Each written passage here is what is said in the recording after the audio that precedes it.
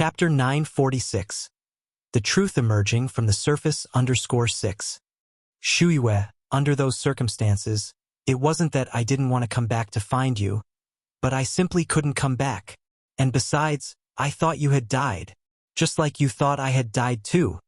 Shuyue, all I did was find someone to take care of myself. Do I really deserve to die for that? If dying can let you let go of your hatred for me, then go ahead and kill me. With that, Lu Qinian pulled out the short dagger strapped to his waist and handed it to Zhao Shuyue. Lu Qinian knew Zhao Shuyue very well. She was the type with a harsh tongue but a soft heart, one who couldn't be approached with force but rather needed her heart gently won over. Zhao Shuyue took the dagger and fiercely stabbed it towards Lu Qinian's chest. The other three people nearby were all startled. But Lu Qinian didn't even try to dodge. He knew Zhao Shuyue wouldn't go through with it. Bang, dash, just as Lu Qinian had expected. The dagger in Zhao Shuyue's hand fell to the ground. Shuyue, forgive me. Lu Qinian seized the opportunity to embrace Zhao Shuyue. Shuyue, give me a chance to atone. Big sister, from now on, you're the elder and I'm the younger. Zhou Wentong stood up and said, if you don't like me, I can even divorce Haoshan. Zhao Shuyue hugged Lu Qinian and began to cry loudly. She really wanted to forgive and forget with Lu Qinian, but she couldn't bring herself to do it. Perhaps it wasn't Lu Qinian's fault, but the fault of the times. No need. Zhao Shuyue shook her head. You and he are legally married, you don't need to divorce. Big sister, thank you. Zhou Wenong took Zhao Shuyue's hand. Haoshan often says that you are a good woman, and he was right. Big sister, you really are a good person. Zhao Shuyue didn't say a word. Zhou Wenong continued. Big sister, from now on, Xiaoqi and Xiaoru are your own children. When we go back, I will let you adopt Xiaoru. Go back. Zhao Shuyue frowned. Go back where? Zhou Wentong said with a smile. Of course, to bring big sister back to Bay Island to enjoy the good life. We've finally found you, big sister. How can we let you continue to live a hard life here? Zhou Wentong had been paying close attention for a long time, and sure enough, Zhao Shuyue was indeed from a wealthy family. Even the hairpin she used to twist up her hair was no ordinary item. After they returned, they would find a way to get Zhao Shuyue to bring out all those nice things. Zhao Shuyue shook her head. I'm not leaving. Why? Zhou Wentong asked. Zhao Shuyue replied. I've lived in Jinghua village my entire life. This is my home. You all go back. There's no need to come looking for me again. I'm doing very well here. Lu Ru grew anxious. If this old woman didn't go back with them, what would become of all those good things? Would they all fall into An Yang's hands? That was unacceptable. Auntie, please come back with us. I promise I will treat you like my own mother from now on and take good care of you. You don't have any relatives or friends here. If something happens, no one will even know. Zhao Shuyue shook her head. The villagers are good to me. You don't have to worry about this. Besides, isn't there Yang Yang? That child is just like my own granddaughter. Just as Zhou Wentong was about to say more, she was silenced by a look from Lu Qinian. Lu Qinian continued, I'm sorry, Shuyue, for all the hardship you've endured these years. I really do want to make it up to you. Won't you consider coming back with me? Zhao Shuyue shook her head again. You go back by yourselves. Lu Qinian sighed and exchanged a few more pleasantries. The family of four stayed at Zhao Shuyue's home until evening before leaving. When they left, Lu Qinian secretly placed 1,000 yuan under Zhao Shuyue's bed. He knew Zhao Shuyue didn't lack money, which is why 10 or 20 yuan would never catch her eye. So he decided to leave 1,000, hoping it might sooner touch Zhao Shuyue's heart, so she would return with him. As soon as they got home, Zhou Wenong said angrily, Haoshan, why did you stop me from speaking my mind at Big Sister's house this afternoon? That little girl An Yang is nothing but a con artist. She's trying to trick Big Sister out of her things. And to think Big Sister treats her like her own granddaughter. Besides, what right does an outsider have to take our family heirloom? Lu Ru was indignant. Exactly, what right does that cheap girl An Yang have to take our family heirloom? Those things are all mine. If it hadn't been for Lu Qinian's intervention today, she would have exposed An Yang for who she really is right in front of Zhao Shuiyue. Chapter 947. The truth emerging from the surface. 7 Lu Qinian spoke earnestly. What I'm doing is called casting a long line to catch a big fish. Do you think I can't see what kind of person An Yang is? The car she drove today might have been funded by Zhao Shuiyue. But some issues can't be rushed. Looking at Zhao Shuyu's attitude, it's clear she hasn't fully accepted us yet. So we must take it slow and not be too definitive in our approach. Upon hearing this, Lu Ru instantly understood. Dad, you are wise. Zhou Wentong also smiled. Lu Qinian continued. Our family used to be very wealthy, the richest in the area, and I heard from Zhao Shuyu's father that to prevent our family from declining, our ancestors secretly hid a stash of gold, silver, and precious treasures during the Kangxi period. Before Lu Qinian finished his sentence, Lu Ru excitedly exclaimed, Dad, are you serious? She had thought that the jade bracelet was the most valuable treasure Zhao Shuiyue had, but it turned out there was a gold mine in her hands. Zhou Wentong was also excited, though she didn't show it. Lu Qinian nodded. It's true, otherwise, I wouldn't have gone through such effort to find her. In any case, this treasure must not end up in An Yang's hands. So, these next few days we must visit her daily to try and find that treasure map sooner. So many years had passed, and if Lu Qinian hadn't suddenly remembered the gold mine, he wouldn't have come looking for Zhao Shuiyue. He had a wife and children. Living such a happy life, why would he bother stirring trouble?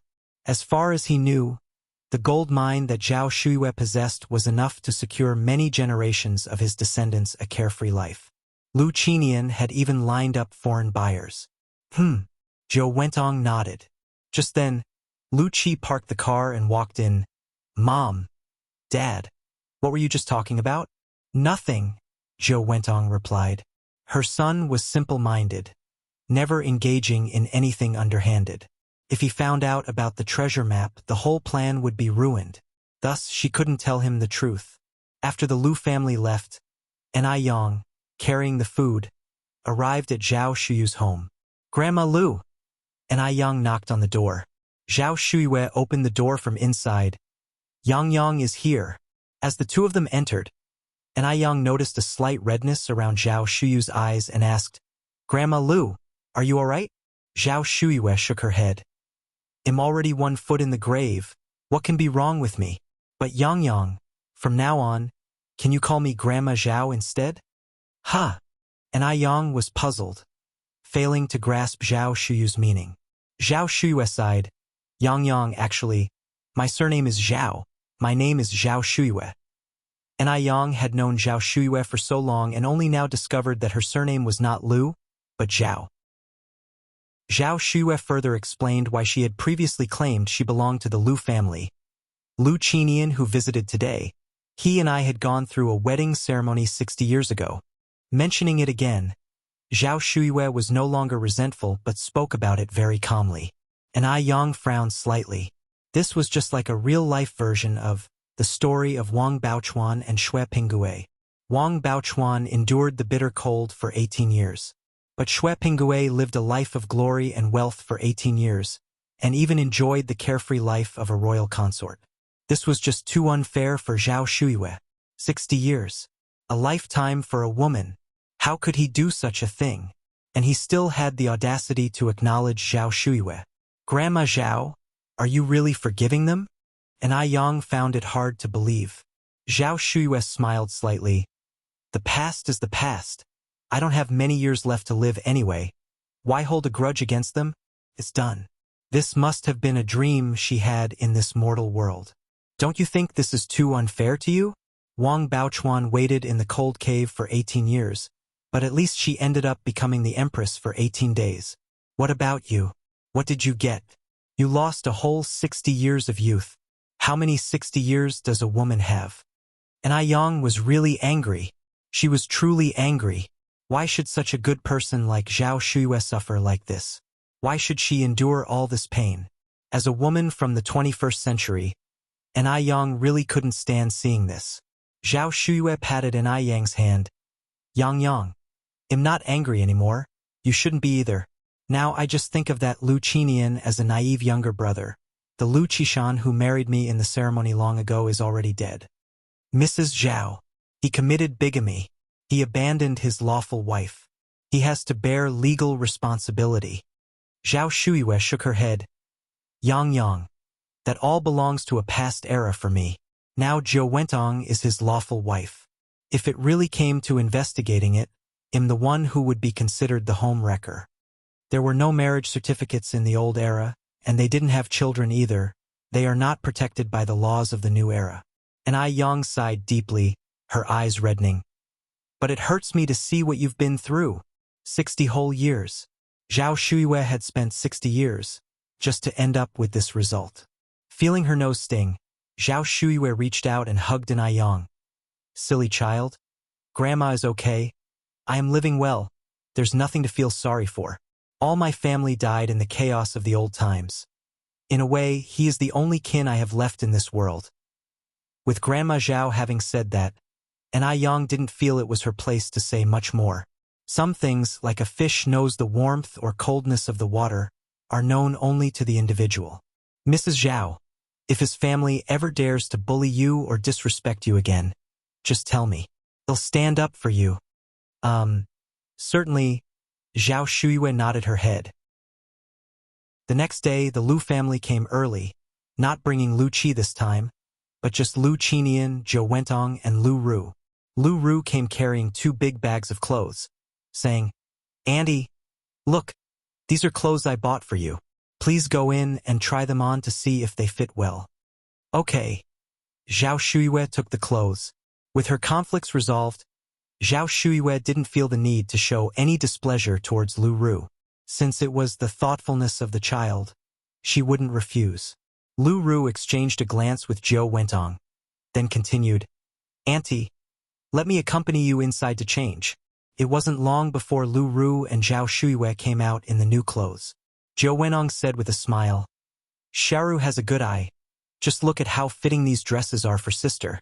Lu Qinian nodded. Indeed, they are very fitting. Zhao Shuiyue continued. Actually, you don't need to buy clothes for me.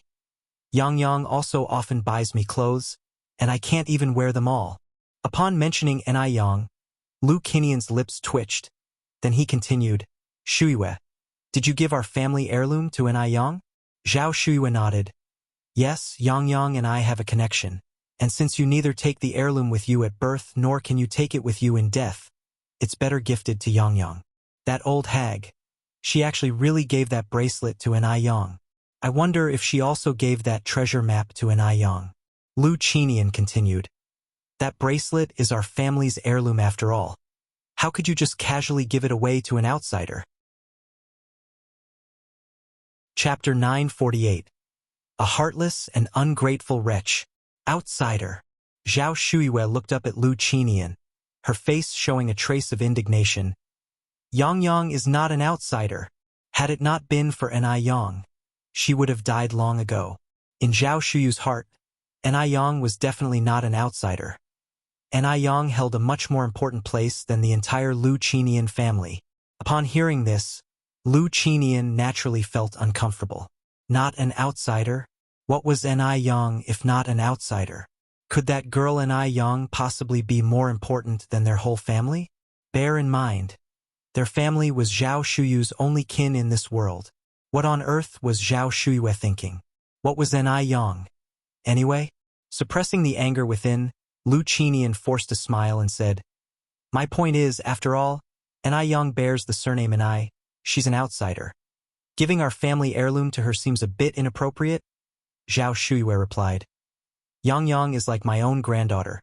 Possessions can't be carried with us in life or death, and I have a connection with Yang, so giving them to her couldn't be more fitting. Her own granddaughter? Lu Ru's face contorted with anger upon hearing this. She had treated Zhao Shuiyue so well, yet Zhao Shuiyue gave her nothing. That bracelet should have been hers. By what right did Yang steal what was hers? Could this cursed old hag not tell her own kin from outsiders anymore? With these words, Lu Qinian's expression changed subtly, and he said in a roundabout manner, Still, an outsider is an outsider. Zhao Shuiyue responded with a smile. Outsider or not, in my heart, Yang Yang is one of our own. Sometimes blood relatives are not as close as those outside the family. Besides, I now have no other relatives. According to Zhao Shuyu's words, was Lu Ru less significant than Ni Yang? An outsider? She would rather give the bracelet to Ni Yang than to Lu Ru. But that bracelet was the Lu family's heirloom. Zhao Shuyue had married into the family 60 years ago. She was a member of the Lu family. How could she give something from the Lu family to an outsider? Did she even consider her husband anymore in her heart? Lu Qinian almost couldn't contain his anger, but he still tried to control his emotions. The current situation deemed the gold mine and the treasure map more important. He couldn't afford to fall out with Zhao Shuyue. The former Zhao Shuyue had been understanding, knowledgeable, and dignified. Why had she become like this now? She was just a stubborn, reclusive, peculiar old woman. She deserved to have been a widow for so many years. It was karma. Lu Qinian steered away from the subject. Shuyue, you're getting on in years, and it's not good to be without someone to look after you. If you don't wish to come back with us for the time being, why not let Xiaoru stay with you? She may be young, but she has a filial heart and will surely take good care of you. Ni Yang mustn't continue to be close to Zhao Shuyue. Otherwise, their family's treasure map would one day be swindled away by Ni Yang. He needed to have Lu Ru step in first to act preemptively and win the heart. Lu Ru promptly clung to Zhao Shuyu's arm. Yes, yes, let me stay to take care of you. Rest assured, I promise to be obedient, to honor you better than my own mother, and not to make you angry. No need. Zhao Shuyue waved her hand. I am very healthy and can look after myself. Plus, Yang Yang visits me often. I will be fine. Ni Yang. Again, Ni Yang. Why couldn't she just leave them alone? Zhou Wentong narrowed his eyes, smiling. Sister, it's not good to trouble someone else so much. Let Xiaoru stay and take care of you. She gets along with you, and if you're willing, Haoshan and I have discussed it, we can go through the adoption process in the next few days. After Lu Ru became Zhao Shuyu's daughter in the eyes of the law, she would naturally inherit everything from Zhao Shuyue. Zhao Shuyue had no children of her own in this life, and when the time came, Lu Ru would be her sole heir. Ni Yang would have to stand aside. Zhou Wentang's calculations were resounding like a burst of rapid fire. Zhao Shuyue shook her head. I appreciate your sentiment, but at my age, what do I need a daughter for? Besides, that child Yang Yang is like my own granddaughter to me. Having a daughter or not doesn't matter. She didn't count on a daughter to see her through old age and to provide for her end-of-life care. Zhao Shuyu's every other sentence involved Ni Yang, and Zhou Wentong was taken aback, having not expected this reaction from her, much less her refusal. Chapter 949. A heartless and ungrateful villain. She was willing to adopt out her own daughter, who she had carried for 10 months, to Zhao Shuyue. Shouldn't Zhao Shuyue be grateful? It's not something anyone can easily decide, to adopt their daughter out to someone else. Lu Qinian was also stunned. Lu Ru was his treasured daughter. If it were someone else, he wouldn't bear to adopt Lu Ru out. Zhao Shuyue is really ungrateful. Could it be that she really wanted to keep all the good things for Ni Yang? That isn't acceptable. Just then, noise came from outside the door. Grandma Zhao. Yang Yang is here. A smile appeared on Zhao Shuyu's face as she walked towards the door. She looked as if she were seeing a beloved relative. Even her expression when seeing Lu Ru was never this joyful. This showed how special Ni Yang was in Zhao Shuyu's heart. Lu Qinian and Zhou Wentong exchanged glances, both seeing displeasure in each other's eyes. Yes, they both hated Ni Yang. They were afraid Ni Yang would take what rightfully belonged to them. This little girl, Ni Yang, was unrelated to Zhao Shuyue. Why should she be so good to Zhao Shuyue?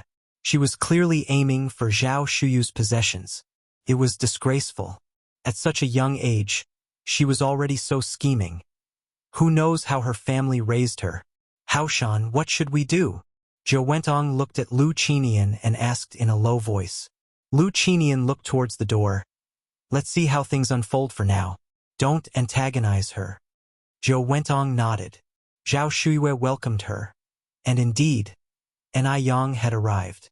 and Ai Yang was holding a big round watermelon in her arms. Grandma Zhao, this watermelon was grown by our family. It's also the first crop of the year. Very sweet. My mom said you would definitely like it. Like all elderly people, Zhao Shuyue loved sweet things. So Ai Yang often brought her pastries and fruits. Zhao Shuyue smiled and said, Yang Yang, there are many people in your family, and I am alone. I can't eat such a big watermelon. You should take it back. As they spoke, they walked into the house. Ai Yang placed the watermelon on the table. We picked a lot. Giving you one still leaves us with 7 or 8. If you can't finish it, I can help you juice it.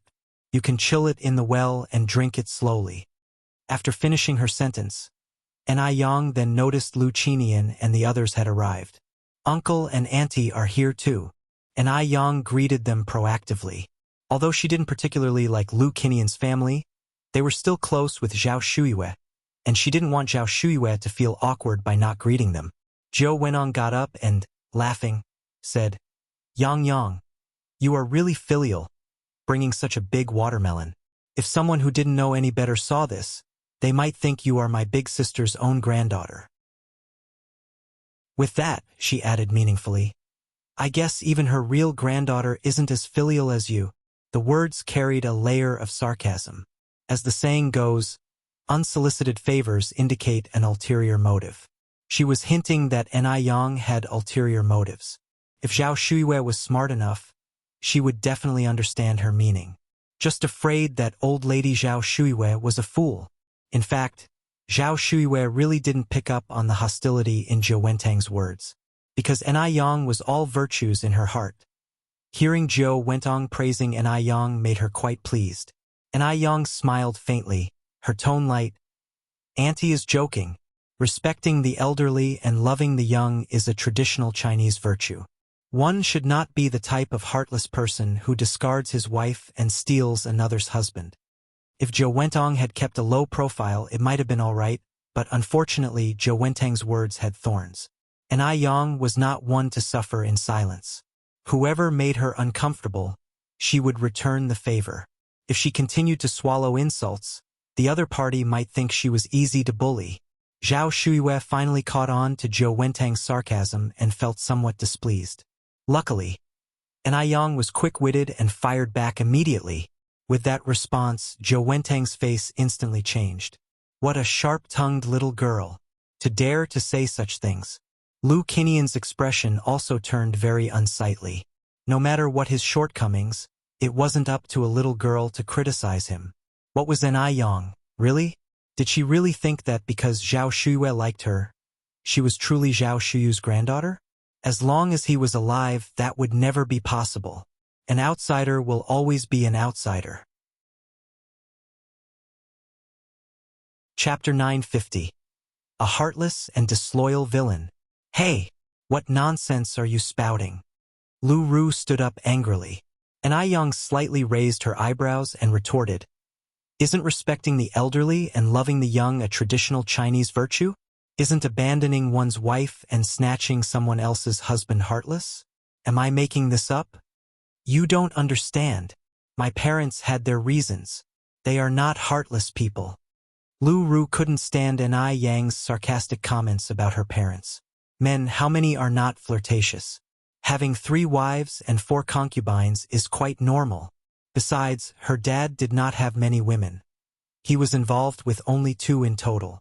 And being born in troubled times, they were involuntary in their actions. Why did Ai Yang have to rub salt in the wounds? Was that satisfying? Ai Yang smiled faintly and spoke indifferently. Miss Lu, I didn't specifically name anyone. Why are you in such a hurry to take it personally? Throughout, she had not mentioned Zhou Wentang and Lu Qinian at all. It was Lu Ru who was in a hurry to take it personally. Stifled, Lu Ru's face turned red, overwhelmed with anger. Zhou Wentang turned to look at Lu Ru, his face wearing a smile, seemingly unaffected by Ai Yang's words. Yang Yang is truly a clever girl, and so beautiful like a fairy. No wonder my sister likes you so much. Who wouldn't like such a girl? Unlike our Xiaoru here, honest and simple, clumsy as a bear. Honest and simple Lu Ru was no match for Ai Yang. Even if An Yang sold Lu Ru off, Lu Ru wouldn't know.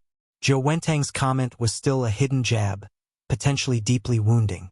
Unfortunately, An Yang wore a coat of armor today and took Zhou Wentang's praise without hesitation.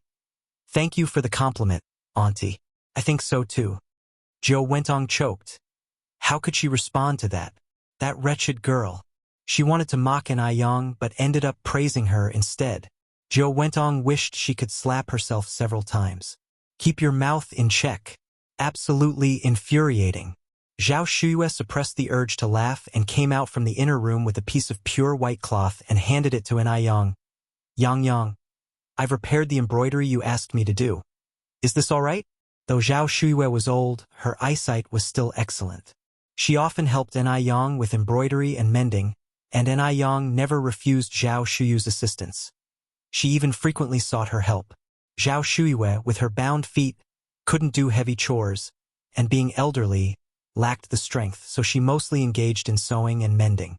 An Yang didn't want Zhao Shuyue to feel her life had lost its purpose.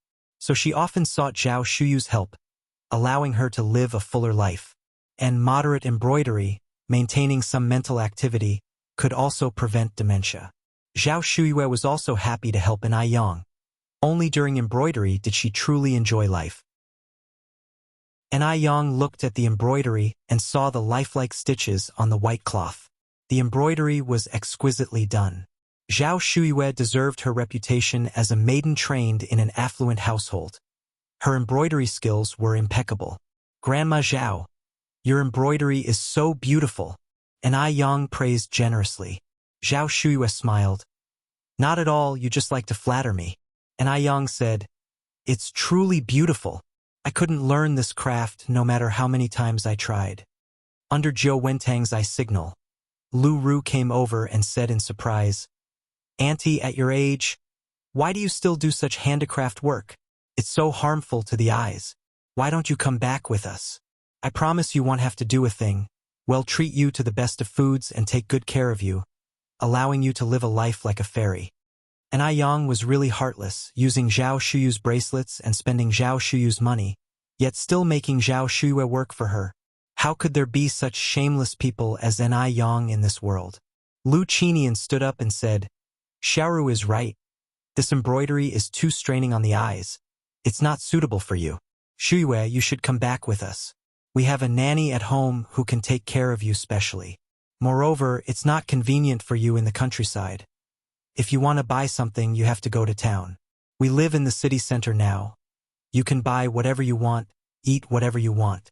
Besides, the countryside is not as lively as the city.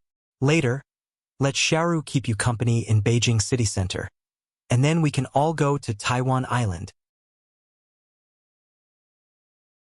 Chapter 951. A Heartless and Ungrateful Wretch. _4. Bay Island is an island where it's spring all year round, and the scenery is picturesque. There are many fruits and seafood here that you can't find in Beijing. I think you'd definitely fall in love with the place. Lu Qinian had figured it out. This An Yang might have known about the village with the treasure map all along, which is why she deliberately got close to Zhao Shuyue, to win Zhao Shuyue's favor. What's most important now is to get Zhao Shuyue out of here as soon as possible. To leave An Yang. This person with ulterior motives? Empty-handed. Zhao Shuyue didn't pick up on the hidden meaning in the father and daughter's words and said with a smile, although I'm getting on in years, I'm not blind. Embroidering a little flower is no big deal. No golden sand or silver nest compares to my own dog kennel. I'm not going anywhere. I'm staying in Jinghua village. No matter how good Bay Island may be, it's not the place that gave birth to her or raised her. She feels no attachment to that place and has no desire to pine for it. When you get old, you just want to settle down to your roots, not to wander back and forth, drifting everywhere. Won't you be without anyone to take care of you if you stay here? Lu Qinian asked earnestly. Bay Island is really very nice, Shuyue. I couldn't follow you around when we were young, but I truly hope you'll give me a chance to make it up to you. Besides, we're husband and wife who have taken our wedding vows. Husband and wife are one body, what's mine is yours, and what's yours is mine. What's yours is mine, and what's mine is yours, he said it with such artfulness. I don't need anyone to take care of me, Zhao Shuyue continued. Besides, I've gotten by just fine without you for 60 years. But what if you meet with some accident while you're alone? What then? Lu Qinian countered. Zhao Shuyue said with a smile. If something happens, there's still Yang Yang. Don't look down on Yang Yang for being young. Her medical skills are very good. How is it Ni Yang again? Lu Qinian was infuriated but couldn't show it. How can we always trouble comrade Ni Yang? After all, we are the real family. Family? Lu Qinian had abandoned Zhao Shuyue for 60 years, and now he had the nerve to say such a thing. Does he still want to have his cake and eat it too? Ni Yang responded indifferently. Uncle, rest assured, since I call Grandma Zhao Grandma, I don't consider her an outsider. As long as she is willing, I will take care of her until the end of her days. Ni Yang's words were meant to show Lu Qinian that Zhao Shuyue was not a poor, lonely old lady without anyone to rely on. If Zhao Shuyue really went with Lu Qinian, given the characters of Zhou Wentong and Lu Ru, would she have good days ahead? Not a chance. Hearing this, Zhao Shuyue looked at Ni Yang, her eyes slightly moist. The feeling of having younger generations to rely on was really wonderful. If it weren't for Ni Yang, she wouldn't have had such strong confidence to face Lu Qinian. At least she wasn't alone now. Lu Qinian was choked up again. Take care of her until the end of her days? Why should Ni Yang take care of Zhao Shuyue until the end of her days? Does she have even a scent of relationship with Zhao Shuyue? She's clearly eyeing Zhao Shuyue's gold mine. Lu Qinian had lived a good half of his life, but had never seen anyone as shameless as Ni Yang. Managing to make greedy avarice sound so refined and noble.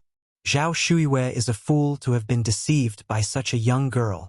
Such are her ways, yet she claims to be from a rich family. Truly, she's tarnished the Lu family's reputation completely. Noticing the uneasy atmosphere, Zhou Wenong smoothed things over with a smile. Big sister has lived here for so many years. It's normal for her to not want to leave for the time being. Don't worry. If you don't wish to return, we won't force you. Our family's door is always open to you, and you're welcome to return whenever you want. Zhou Wentong was a smart person. She knew not to push too hard at this moment. She was making a strategic retreat. After all, Zhao Shuyue, that old hag, had in her hands a treasure map worth a fortune. She needed to coax Zhao Shuyue for now. Once she got that treasure map, she would make Zhao Shuyue regret her actions today. Zhao Shuyue nodded in agreement. The three members of the Lu family stayed with Zhao Shuyue for a long time, and when they left in the evening, they insisted on leaving Lu Ru to take care of Zhao Shuyue. But she refused them. In the car, Zhou Wenong expressed her worries. Haoshan, big sister seems to be rather guarded against us now. Lu Qinian sighed. Well, take it slow. Zhou Wentong was anxious. How could he not be? But what could be done in haste? With that, Lu Qinian added, in the future, let's come here every day. I refuse to believe Zhao Shuyu's heart is made of stone. It will warm up eventually. Chapter 952. A Heartless and Ungrateful Wretch. _5. Wentong nodded. Lu Ru frowned and said, Mom is really getting senile, even though we're her real family, yet she favors Ni Yang so much. I spent the whole day talking to her, and she didn't even give me a single strand of her hair. And to think she gave our family heirloom to Ni Yang. Wenong patted Lu Ru on the hand. Xiaoru, don't worry. Mom and Dad won't let anyone take your things. Getting the bracelet back was just a matter of time. As the car slowly moved along, Wentong suddenly caught sight of a very familiar figure while passing by a house. Wentang's pupils contracted. Was that Zhao Qing, Grandma Zheng? Yes, it was her, no doubt. Why would Grandma Zheng be here? Wentong clenched her fists. Mom, what's wrong? Lu Ru, noticing that Wentong seemed a bit off, asked with concern. Wentong smiled and looked away. Oh, nothing.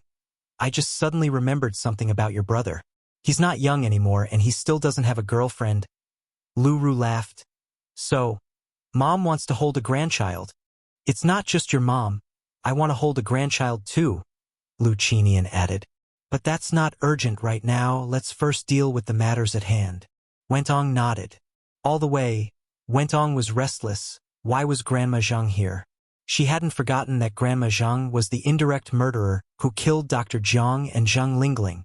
Zhang Xianjing was still in prison, and Wentong had thought about visiting several times, but she couldn't find a proper reason. She had no relation to Xianjing. Visiting would only raise suspicions. Yet, if she didn't go, she would be restless. After all, Xianjing was the only bloodline Lingling had left in this world. After returning, Wentong had someone investigate Grandma Zhang. The response she got was that Grandma Zhang had moved from the city to her daughter's house in the countryside. Could it be that the house she had just passed was Grandma Zhang's daughter's? Wentong sat in front of the dressing table with her eyebrows tightly furrowed. What's wrong, Wentong? Lucinian asked as he came out of the bathroom after his shower. Wentong shook her head. It's nothing. I'm just a bit worried that we might be fooled by Ni Yang, and she might have already gotten her hands on the treasure map before us. Especially since she's already been given our family's heirloom bracelet. That shouldn't be the case, Lucinian replied. The stuff in that gold mine is worth a fortune. If Ni Yang had already gotten the treasure map, she wouldn't still be living in the countryside. She would have likely moved to the city by now. A place in the countryside with underdeveloped transport and lacking everything. Why would Ni Yang stay in the village if she had the means to move? Wentong nodded. That makes sense. Deming Xian. After using the Ice Skin Jade product for 5 straight days, the condition of Du Jiaojiao's skin had improved unbelievably. The acne was gone, the skin was no longer dry, and while it hadn't yet reached the smoothness of a freshly peeled egg, it was no longer peeling like it was before, a night and day difference from her previous skin condition. She believed that if she used it for a few more days, her skin would be radiantly moist. Jiao Jiao looked at herself in the mirror, delighted, and started to ferociously kiss the Ice Skin Jade product's packaging. This was incredible. From now on, she no longer needed to plaster layers of foundation on her face. When Liao visited Jiao Jiao at noon, she was also a little shocked. Jiao Jiao, what skincare product have you been using? Your skin has recovered so quickly, and even the acne is gone. And maybe it was just her imagination, but Liao felt like Jiao Jiao seemed to have become much fairer than before. What skincare product could be this effective? Jiao Jiao smiled and said, It's the Ice Skin Jade product that the beautiful lady gave me. I didn't expect the effects to be this good at first. Liao was somewhat incredulous. Really? The set of domestic skincare that the beautiful lady gave you on your birthday? At that time, the most famous domestic skincare product was the Snowflake Cream from Shanghai, but Snowflake Cream didn't have such effects. The Ice Skin Jade product wasn't even half as famous as Snowflake Cream. Could its effects really be that impressive? It was incredible. Jiao Jiao nodded. Yes, the one from my birthday. Liao remained skeptical. Jiao Jiao, are you sure you haven't used any other skincare products these past few days? I haven't, Jiao Jiao replied. I specifically didn't use anything else to see if the Ice Skin Jade product was really as good as the beautiful lady said. And indeed she was right. It's downright magical. Chapter 953. A Heartless and Ungrateful Wretch. _6. Du Jiao Jiao was now regretting not heeding Ni Yang's advice sooner. Bring over that set of skincare products the beauty sent you, and let me take a look. Liao continued. Sure thing. Du Jiao Jiao quickly ran back to her room and brought over the Ice Muscle Jade skin set. Liao took the Ice Muscle Jade skin, studying it carefully. First of all, the aesthetics of these bottles and jars were quite impressive. They looked refreshing and smelled nice. There wasn't any of that irritating odor. You should call the beauty and ask where she bought these. I want to get a set too. Seeing the great results on Du Jiao Jiao, it was impossible not to be moved. Liao was a doctor, and she could tell that these skincare products didn't contain any of those messy, harmful substances. They might actually be useful, but I don't know the Bowtie's home phone number. Just then, Grandfather Du happened to walk in, and Liao whispered, Maybe you could ask Grandfather Du? Liao felt a kind of inexplicable fear towards Grandfather Du. so she didn't dare to ask him herself. Just as Du Jiaojiao was about to say that Grandfather Du definitely wouldn't know an Yang's home number, she swallowed her words and looked up. Third brother, what's the bowtie's phone number? Beauty. Grandfather Du was taken aback for a moment. Oh, you mean Yang Yang, Du Jiaojiao explained. So it was N.I. Yang.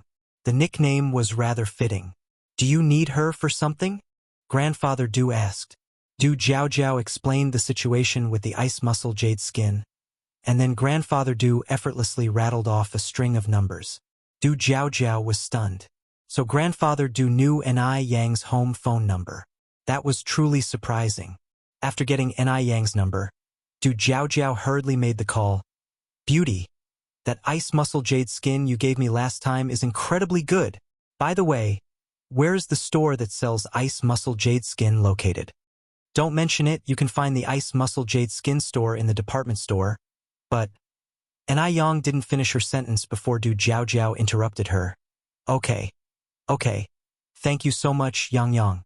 We're going to buy some now. After the call ended, Du Jiaojiao dragged Liao out the door. N.I. Yang looked at the hung-up phone, sighed helplessly.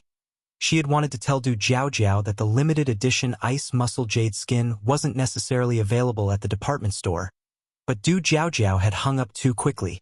Wanting to prevent Du Jiaojiao from making a fruitless trip, N.I. Yang dialed again. The phone was quickly answered. Sister Jiaojiao, you hung up too fast. It's me. A man's voice came through. It was as gentle as the spring breeze. N.I. Yang was startled, then realized, is that you, Big Brother Du? Where is Sister Jiaojiao? Grandfather Du glanced toward the door. She's gone out. That fast? N.I. Yang was surprised, then said, please, can you pass on a message for me? Meanwhile, Du Jiaojiao and Liao discovered just how precious the ice muscle jade skin set was once they arrived at the actual store. Not only did they need a membership card, but they also had to make a reservation months in advance. Otherwise, it was impossible to buy. Each store only had a few dozen sets available each month. Liao was extremely disappointed, but luckily, the salesperson recommended a few other ice muscle jade skin products that weren't limited editions. On the way back, Liao was downcast. With just over 10 days left before she left Beijing, where could she wait for 10 more days? If only there were ice muscle jade skin stores in Shen City. Why were all the good things in Beijing? Du Jiaojiao comforted her. Don't worry, Liao. They'll still be accompanying my third brother here for over half a year. When the time comes, I will send it to you. Liao replied weakly. That is if you can get it. Now Du Jiaojiao was at a loss for words and sighed. I don't know how the beauty managed to get them. She's truly amazing. The two returned to Deming Pavilion, dejected. Grandfather Du sat on the sofa reading Buddhist scriptures, and without looking up when they arrived, he asked, Didn't get it? Right? Du Jiaojiao nodded. Grandfather Du then said, N.I. Yang called right after you left. She told me to tell you that the limited edition ice muscle jade skin set is hard to get. But if you want it, she can bring one set for you. Really? Du Jiaojiao suddenly got excited. Liao's eyes lit up too. Grandfather Du nodded. Du Jiaojiao exclaimed, The beauty is really a beauty, with such wide connections. She can get anything. It looks like I won't have to worry about running out of ice muscle jade skin. Liao followed up, Jiaojiao, I'm going back to Shen City soon. Could you call and ask the beauty if she can bring a few more sets? I'm willing to pay double the price. Such a great product would make a perfect gift. Those wealthy ladies, none of them don't care about beauty. A set of precious skincare products could win over people's hearts. Du Jiaojiao nodded. Okay. I'll go now. During this time, the Lu family practically visited Zhao Shuyu's house every day. But no matter what Lu Qinian said, Zhao Shuyue wouldn't agree to leave Jinghua village, nor would she allow Lu Ru to stay and take care of her. For a while, Lu Qinian became anxious, and Zhou Wentong was too. Zhao Shuyue was like a stone in a dung pit. Stinky and hard, impervious to soft and hard tactics. Lu Qinian sighed deeply, speaking earnestly, Shuyue, you're also at this age. We have been husband and wife for a lifetime. Would I harm you? There's no need for you to be so guarded against me. From the moment you married me, you became a member of the Lu family, and after you pass on, you're meant to be laid to rest in our Lu family's ancestral grave. After he finished speaking, Lu Qinian continued, Shuyue, we are family now, so let's not speak in terms of two households. You can't always rely on outsiders, and I remember our father once said that our ancestors, during the Kangxi Emperor's reign, secretly buried a stash of gold bars and treasured items, leaving behind a treasure map. Is that map with you now? Treasure map? Zhao Shuyu's brows furrowed slightly as she turned to look at Lu Qinian. Incredulous. You're here for the treasure map? No. Lu Qinian shook his head in denial. Of course not. In your eyes, am I that kind of heartless villain? I'm here to make amends. I'm just curious about the treasure map, I just asked casually. After all, we are family. Is there any secret among family? Chapter 954. True Colors. Extremely disgusting. Lu Qinian used to be honest and loyal. Otherwise, the old master of the Zhao family would not have trusted to take him as his son-in-law. Zhao Shuyu's impression of Lu Qinian remained from 60 years ago. But after 60 years, the handsome and dashing young man had turned into an old man with white hair, who knew what kind of heart lay hidden beneath his belly. She had changed from Zhao Shuyue to Lu Zhao's wife and then back to Zhao Shuyue. It was a perfect example. Everything was changing, including people's hearts. Upon hearing this, she smiled and said, What treasure map? It's all just rumors. Our ancestors never buried any gold. How could there be none? Lu Qinian exclaimed in surprise. I clearly heard our father mention it. Shuyue were family. Are you still hiding it from me? The ancestors of the Zhao family were originally wealthy landlords. Keeping a batch of gold was very normal, and this fact came from the old master himself. How could it be false? Now Zhao Shuyue obviously did not consider him one of her own. There really isn't any, Zhao Shuyue retorted. If there were any gold mines, would I be living such a desolate life? This? Lu Qinian choked. Knowing that Zhao Shuyue was testing him, he decided not to say any more and simply stated, Shuyue, wealth and possessions are external things. You can't take it with you when you're born or when you die. I'm just worried about your age now. If something happens one day, do you intend to take these secrets to the grave?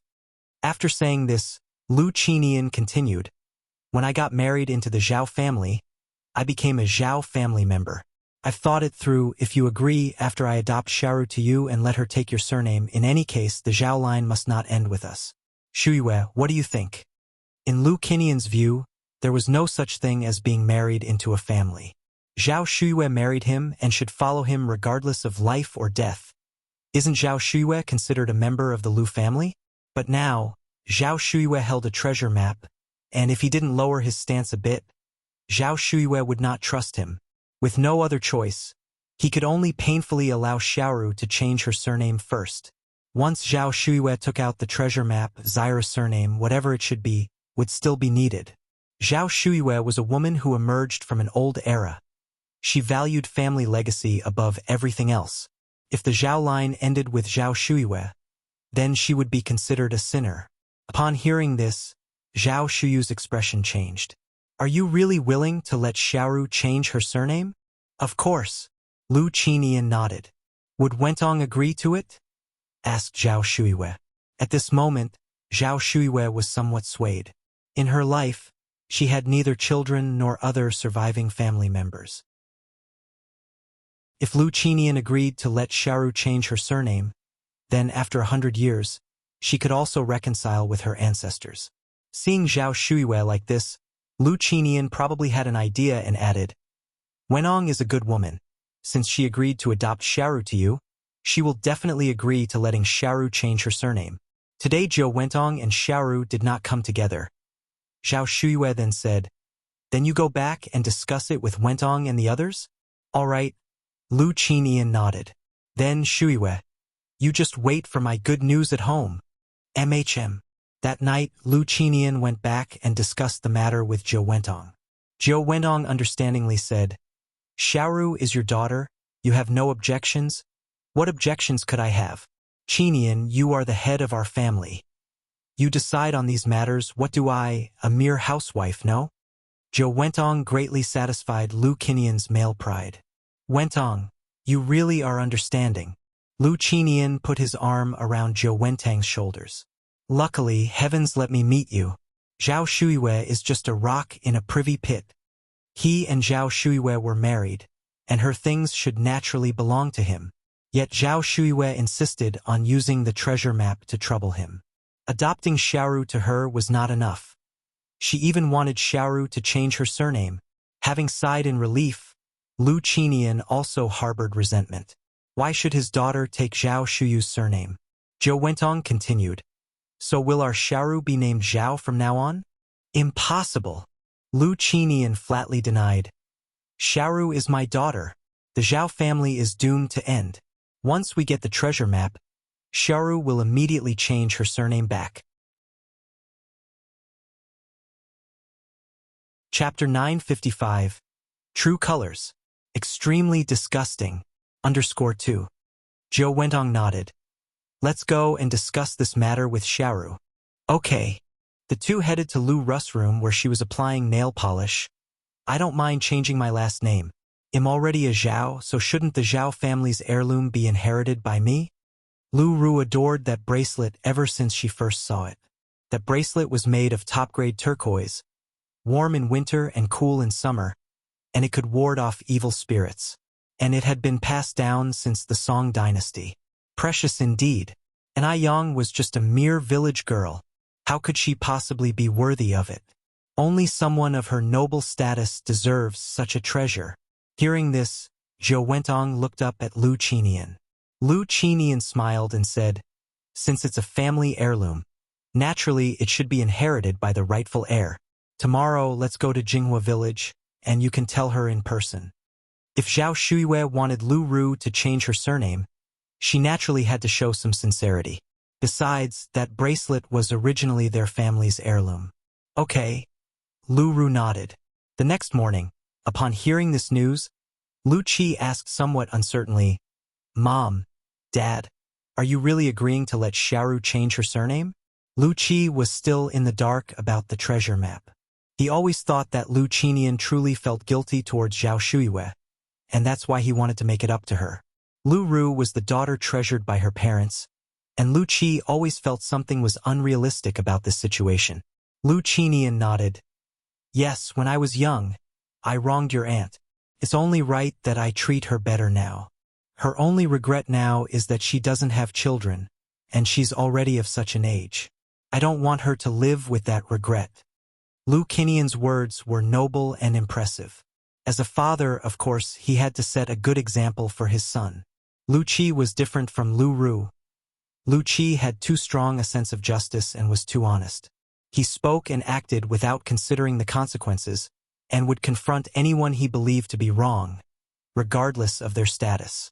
A typical case of high IQ but low emotional intelligence, inept at socializing. If he knew that all this was for Zhao Shuyu's gold mine, he might not even acknowledge his own father. Thus, Lu Qinian couldn't let Lu Qi know the inside story.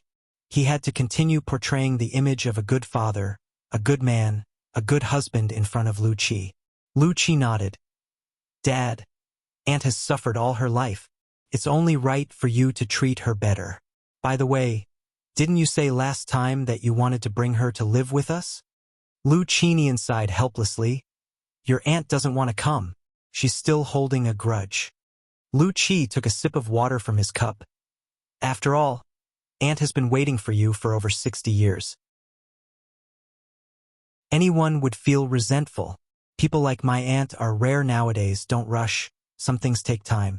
In today's society, how many women would wait for a man for a whole 60 years without marrying anyone else? It's simply impossible. One can hardly imagine what Zhao Shuiwei has endured over these 60 years. Although Zhao Shuiwei is a woman, she values loyalty more than most men do. So Lu Qi truly admires Zhao Shuiwei. Lu Qinian patted Lu Qi's shoulder. Don't worry, I know what I'm doing. Lu Qi nodded. In the afternoon, Lu Qinian, Zhou Wentong, and Lu Ru went to Jinghua village together. Lu Ru held a wrapped package in her hand. "Aunt, I made these pastries myself. Please have a taste." "Xiaoru, it's thoughtful of you." Zhao Shuyue took the package, pulled out a piece of osmanthus cake, and tasted it. "Xiaoru, your cooking is really good." The osmanthus cake was indeed soft, glutinous, and sweet. Someone like Lu Ru, a delicate young lady who hardly dips her fingers in spring water, wouldn't know how to make osmanthus cake. It was bought on the way.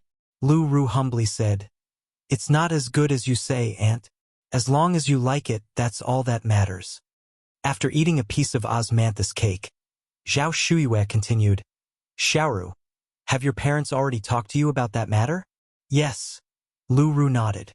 "What do you think?" Zhao Shuyue straightened her expression, not wanting to force Zhao Shuyue into anything uncomfortable. Lu Ru smiled. "Aunt, I've said before, I will treat you like my own mother. Whether my last name is Lu or Zhao, it makes no difference to me. It's all up to you to decide." Chapter 956. True Colors. Extremely disgusting. _3. Okay. Zhao Shuyue nodded, musing inwardly that Lu Ru indeed was a sensible child. Lu Qinian seized the moment. "Then let's take care of this matter early. Shuyue, where's your household registration book?" Wentong gave Lu Ru a cue with his eyes. Lu Ru continued, "But Big Aunt, I have a small request." "Speak." Zhao Shuyue looked at Lu Ru. Lu Ru proceeded, "Big Aunt, once I become your daughter, shouldn't you pass the family heirloom to me? It makes no sense to give the heirloom to a stranger. In any case, and I Yang had no qualifications or reason to take that bracelet." "Family heirloom?" Zhao Shuyue was initially stunned, then realized that Lu Ru was here for the bracelet. "You mean that bracelet?" Zhao Shuyue asked with a smile. "Yes, yes, yes." Lu Ru hurriedly nodded. "That bracelet, Big Aunt, it's our family's heirloom. It should never fall into the hands of outsiders." Zhao Shuyue nodded. "Okay, I'll give it to you. A stranger indeed has no right to my bracelet. Speaking of which, there's also the treasure map." She paused deliberately at this point. Hearing the words treasure map, Lu Qinian's eyes lit up with excitement. He had always known the treasure map existed. Wentong was also very excited. "I'll give you the treasure map too," Zhao Shuyue continued. "I'm old anyway, and I can't take these things with me." "Are you serious? You'll really give Xiaoru the treasure map?" Lu Qinian asked impatiently. Zhao Shuyue nodded. "I'll give it. Xiaoru is my only daughter after all. Who else would I give it to?" Wentong could hardly believe it. "Big sister, are you joking? This cunning old woman, she's finally come around?" Felt somewhat surreal. Zhao Shuyue said with a smile, "We're all family here. As the saying goes, keep the goodies within the family. If I don't leave it to Xiaoru, who else would I leave it to? I certainly can't take it with me when I die and be buried with it." "Oh, Shuyue, it's great that you see it that way," Lu Qinian eagerly said. "By the way, where's the treasure map? Since you're going to give it to Xiaoru eventually, why not bring it out now?" Treasure map. Finally, they could get their hands on the treasure map, making their whole trek from Bay Island to Beijing worthwhile. "Yes, yes, Big Aunt. Please bring it out now so I can experience it for myself." Lu Ru was too excited, not believing how easily she had managed to persuade Zhao Shuyue. This crafty old lady wasn't as clever as she'd imagined. Zhao Shuyue said with a smile, "Okay, don't hurry. I'll go fetch it." With these words, Zhao Shuyue turned and walked towards the inner room. Lu Ru stood up. "Big Aunt, let me come with you." Wentong interjected, "You child, why still call her Big Aunt? You should be calling her Mom now." "Yes, yes, Mom. Let me come with you." Lu Ru immediately corrected herself. "No need." Zhao Shuyue turned her head. "Just wait here for me." Lu Ru sat back down and whispered, "Dad, can we return to Bay Island once we get the treasure map?" "Yes." Lu Qinian nodded. Wentong said with a smile, "What about that bracelet? Don't you want it anymore?" Lu Ru replied, Of course I do. Once that old lady brings out the treasure map, they'll have her take me to Niyang to get the bracelet back. Wentong nodded. In a few moments, Zhao Shuiwe, with both hands behind her back, emerged from the inner room. Lu Qinian suppressed his excitement. Shuiwe, you're here? Where's the treasure map? Don't rush. I've got it. Zhao Shuiwe walked over with a smile. Her right hand moving leisurely from behind Lu Qinian was transfixed. His gaze unblinkingly fixed on Zhao Shuyu's hand. It was the treasure map. It had to be the treasure map in Zhao Shuyu's hand. He had finally seen the treasure map. Soon he would possess a vast fortune. Lu Qinian was overwhelmed with excitement, his heart pounding wildly. Beside him, Wentong and Lu Ru also watched Zhao Shuiwe intently. Just then, bang! A flash of cold light, and a cleaver slammed down hard on the table. The room fell eerily silent in an instant. None of the three present had expected that Zhao Shuiwe would be holding a cleaver. Zhao Shuiwe, putting all her strength into it, forcefully chopped the cleaver down on the table, her cold eyes fixed on the family of three across from her. Chapter 957. True Colors. Extremely disgusting. _4. Lu Qinian's face subtly changed, and a sudden ominous feeling rose in his heart, his mouth twitching into a stiff smile. Shuiwe, what kind of joke is this? Why bring out a knife all of a sudden? Zhou Wentong quickly caught on, smiling as he tried to smooth things over. Exactly, big sister. What kind of joke is this? Lu Qinian, do you really think I, Zhao Shuiwe, am a fool? Zhao Shuiwe looked at Lu Qinian. You and your family can get out. Get out right now. Since Lu Qinian spoke of the treasure map yesterday, Zhao Shuiwe knew he hadn't come to Beijing out of any remorse. From beginning to end, it was all for that gold mine. If it wasn't for that gold mine, Lu Qinian probably wouldn't even remember her name. Zhao Shuiwe was no fool. To see this family's true colors, she had played along with them, only to find they indeed came for the treasure map. What utter shamelessness! Her 60 years of waiting, watching over mere ingrates. It was almost laughable. Shuiwe, you must be misunderstanding something? Lu Qinian tried to calm himself. I can explain. What actually is going on with this Zhao Shuiwe? How could her demeanor change so suddenly? She was nothing like the understanding Zhao family's fourth miss from back then. No need for explanations. Just leave. Zhao Shuiwe picked up the kitchen knife, pointing it towards the door. Lu Ru swallowed hard. Mom, please calm down. Zhao Shuiwe turned to look at Lu Ru. You should look at yourself in the mirror. With what weight do you claim to be my daughter, Zhao Shuiwe? At a time like this, Lu Ru dared to shamelessly call her mother. It was truly the craftsmanship of Lu Qinian's nurturing. How had she failed to see their true nature earlier? Big sister, Zhou Wentong spoke up. Zhao Shuiwe looked at Zhou Wentong. I have 3 older brothers and 1 younger brother. Since when did I get a younger sister? Zhou Wentong, what right do you have to call me big sister? Zhou Wentong turned pale. Zhao Shuiwe, what exactly do you want? Wentong genuinely cares for you. Don't be so ungrateful. Lu Qinian erupted with anger. If it were another woman, who else could compare to Zhou Wentong's magnanimity in voluntarily addressing Zhao Shuiwe as a big sister? Zhao Shuiwe was truly pushing her luck. She truly knew nothing of gratitude. Enduring the insults hurled at Zhou Wentong by Zhao Shuiwe was something Lu Qinian couldn't tolerate. Nor did he wish to see Zhou Wentong humiliated in front of Zhao Shuiwe any longer. Ungrateful, was she?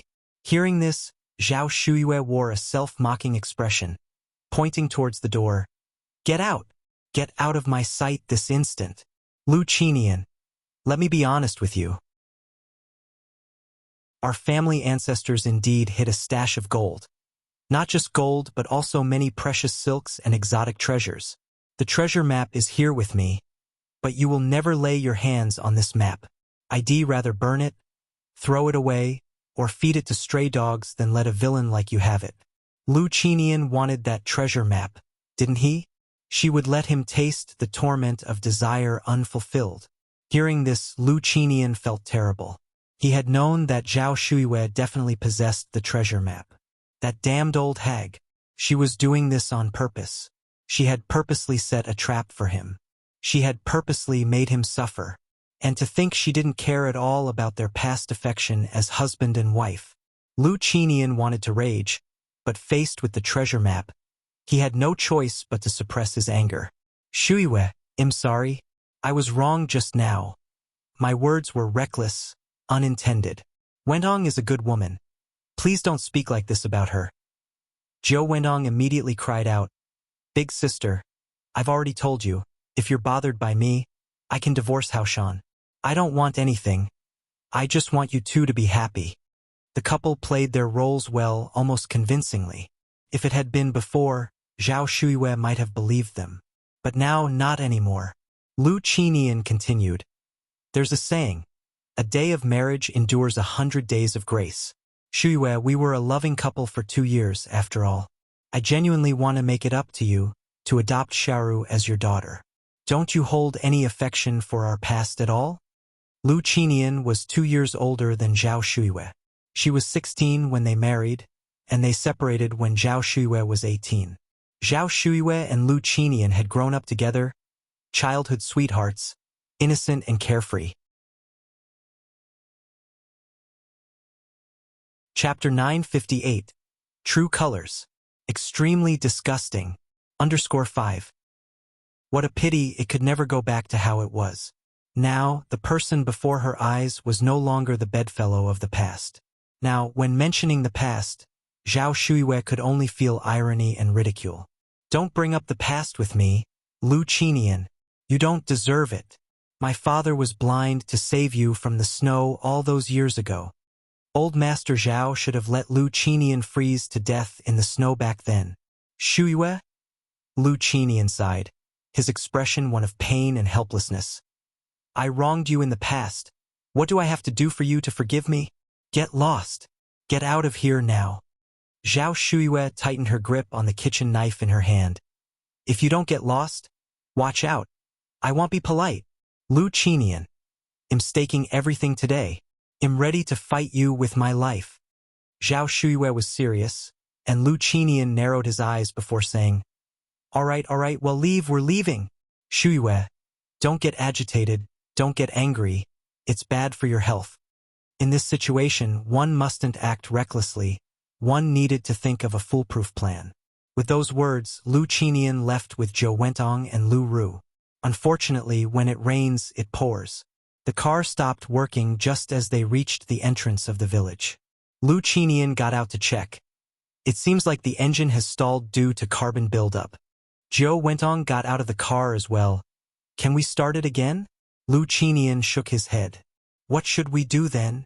Zhou Wentong was a little anxious. Lu Qinian continued. First, let's make a phone call, have someone come over to fix it. On the way here, I saw telephone poles by the road. Surely someone in the village must have a phone at home. In those days, not many families had a phone installed, and finding out which home had a phone was simple, just follow the telephone poles. Naturally, it was up to the women to knock on doors, so Zhou Wentong went to a house with a telephone to knock. The door opened quickly. The door was opened by a beautiful young woman in her 30s or 40s, with a strangely familiar feeling to her. Zhou Wentong squinted her eyes and smiled. Miss, may I use your phone, please? As Zhou Wentong felt the familiarity, and Ai Tsuehua also felt that Zhou Wentong looked familiar. Who is this? Why did she feel like she had seen her somewhere before? And Ai Tsuehua hesitated for a moment, then said, Come in. Thank you. Zhou Wentong expressed her gratitude.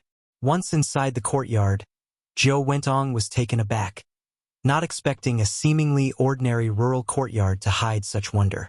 There was a telephone in the living room. Go ahead.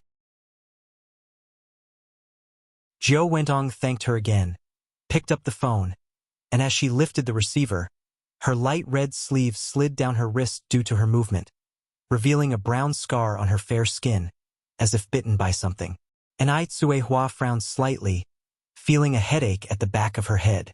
Why did she find this scar so strange? It didn't take long for Zhou Wentong to make the call. Miss, Thank you so much. How much is the phone bill? They'll pay you. And Ai Tsuehua smiled and said, everyone faces difficulties away from home. You didn't even make a minute's call.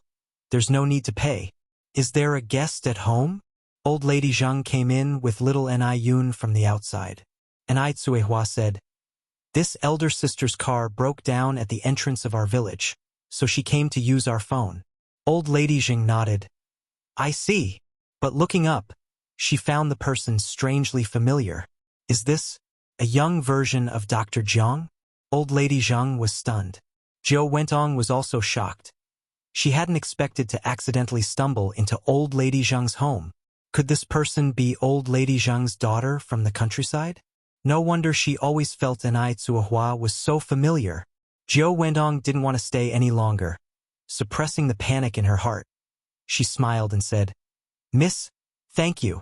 My husband and child are still waiting for me there, so I'd better leave now. All right. And Ai Tsuehua nodded. After Zhou Wentong left, Old Lady Zhang said, Ting Ting, don't you think that young lady looks especially like someone? And Ai Tsuehua replied, I also think she looks very familiar, just can't place where I've seen her. Old Lady Zhang continued, she looks like Dr. Jiang. With that said, it suddenly dawned on Ai Tsuehua. Right. Mom, you're right. She does indeed look like Dr. Jiang. Even the eyes are exactly the same.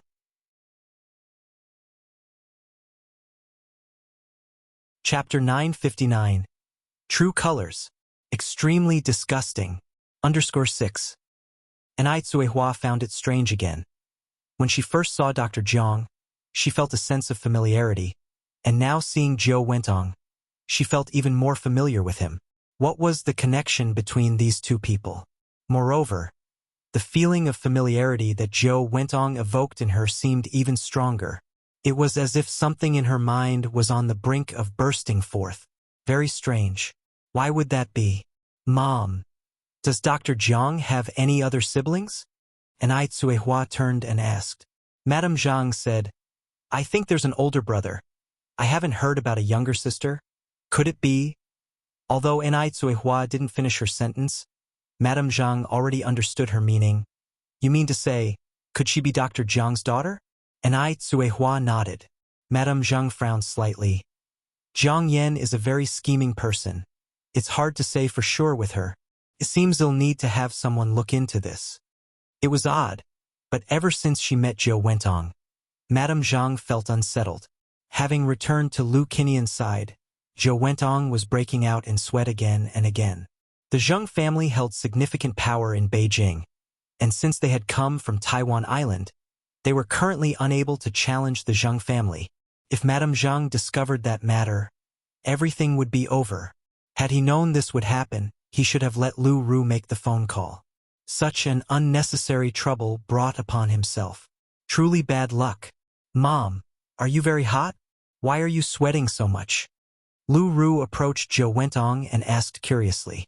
Although it was summer, the bamboo groves on either side of the road brought cool breezes, making it not feel hot at all. But Zhou Wentong kept perspiring. Zhou Wentong wiped off her sweat. Mom just walked over from there. How could I not be hot? Let me fan you then, Lu Ru said, and began to fan Zhou Wentong with her hand. Soon enough, the repair person arrived. When Ni Yang returned home, she happened to see Zhou Wentong and the others fixing their car. She pretended not to see them and rode away on her bicycle.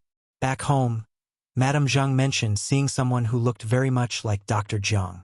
Ni Yang said, Grandma, are you talking about Zhou Wentong? Madame Zhang was startled.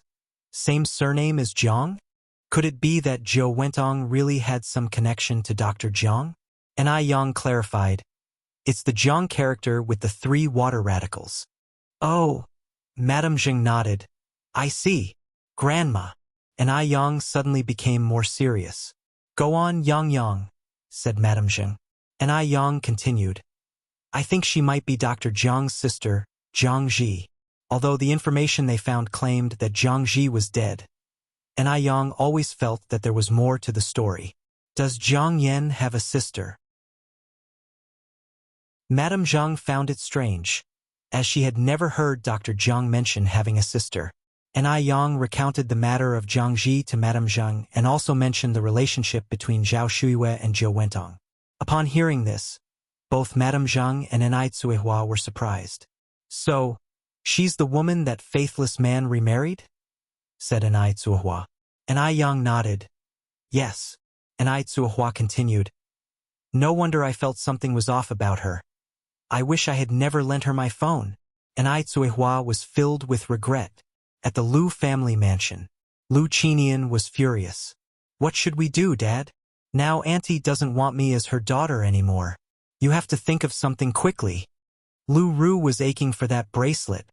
That bracelet was rightfully hers. Lu Qinian said, "Xiaoru, don't worry. Dad is thinking of a solution." Zhou Wenong sighed. "Forget it, Haoshan. Let's go back to Taiwan Island. You saw how Big Sister acted today. She won't give us the treasure map. Staying here, she always felt uneasy. She couldn't stay any longer." Lu Qinian couldn't believe it. "Wentong, what nonsense are you talking about? I won't go back unless I get the treasure map." Lu Qinian could wait, but she couldn't. Zhou Wentong narrowed her eyes, a plan forming in her mind, then said, "Haoshan, I do have a method. Speak." Zhou Wentong poured a cup of tea for Lu Qinian. "Since Big Sister is unwilling to come, then let's invite her over." "Invite? Haven't we already invited her?" Lu Qinian retorted. The problem was Zhao Shuiwei simply didn't want to come. Jiang Yen smiled, took a sip of tea and continued, "This invite is not the same as that invite. Since Big Sister won't eat the good wine, we'll have to invite her to drink punishment wine. We have already torn our facades with her anyway." Lu Qinian narrowed his eyes. "Wenong, what do you mean?" Jiang Yen said with a smile. "Haoshan, do you know how criminals were interrogated in ancient prison cells? When the time comes, there will be ways to make her talk." Lu Qinian immediately understood Jiang Yan's implication. They could abduct Zhao Shuiwei and keep her under house arrest. Then if she was still stubborn, they could use some small tricks. Moreover, Zhao Shuiwei didn't have any children. Even if she disappeared, probably no one would care. "So when shall we go?" Lu Qinian continued to ask. Jiang Yen said, "It's too visible in daylight. Not good for actions. Let's do it tonight." Zhao Shuiwei, a lonely old widow, would be very easy to take from Jinghua village. They had to act swiftly and decisively. "Good." Lu Qinian nodded. "Let's do it this way. Wentong, let's take action tonight." "I'm going too." Lu Ru was quite excited. For such actions, outsiders naturally couldn't be brought along. Only their own people could be trusted. Lu Qinian said, "Good. Xiaoru will also go. But we mustn't let your brother find out about this." Lu Ru then said, "But at home, my brother always sees her. What if she talks nonsense when the time comes?" Jiang Yen smiled. "That's easy to handle. Just say she has a mental illness. Your brother is simple-minded. He won't suspect a thing. Who would take the nonsense of a mentally ill person seriously?" After solidifying the plan, Jiang Yen began preparing for it.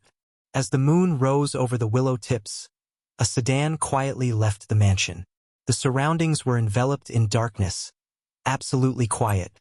At midnight, in an era without internet, was the prime time for people to be deep in slumber. The black sedan, shrouded in darkness, quietly drove into Jinghua village, its headlights illuminating the road ahead brightly. Because Jinghua village had a good ambience, few people kept dogs, so when the car entered, besides the engine noise, there was almost no other sound. But the engine's sound and the light startled the resting birds on the trees. Chirp! Who of sound mind would care about the birds in the trees? "Xiaoru, you stay in the car. Your mom and I will go in." Lu Qinian looked at Lu Ru. "Okay." Lu Ru nodded. Since it was summer, people didn't close their windows when sleeping, which made it convenient for Jiang Yen. She pulled out a tube, aimed it at the window, and blew white smoke into the room. "Will this really work?" Lu Qinian asked. "Don't worry, it will be fine." Jiang Yen reassured him and tossed a small stone into the room. Seeing that even the noise of the stone hitting the ground didn't wake Zhao Shuiwei, Lu Qinian breathed a sigh of relief. Chapter 960. What goes around comes around. After confirming that the person inside had entered a deep sleep, Lu Qinian and Zhou Wentong circled around to the front door, ready to pry it open. Before prying the door, Zhou Wentong pulled out a pair of thin gloves from his pocket and put them on. Doors like this can only stop a gentleman, not a petty thief. Thus, the two easily pried the door open. Creak! The ancient wooden door made a heavy sound, clearing the clouds to see the moon. The moonlight's clear glow illuminated everything inside the house brightly. Zhou Wentong, holding Lu Qinian with one hand and a flashlight with the other, headed towards the inner room. Haoshan, be gentle. Lu Qinian nodded.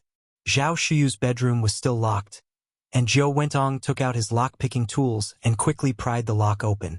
The two of them walked into the bedroom together. Zhao Shuiwei was sleeping on the bed.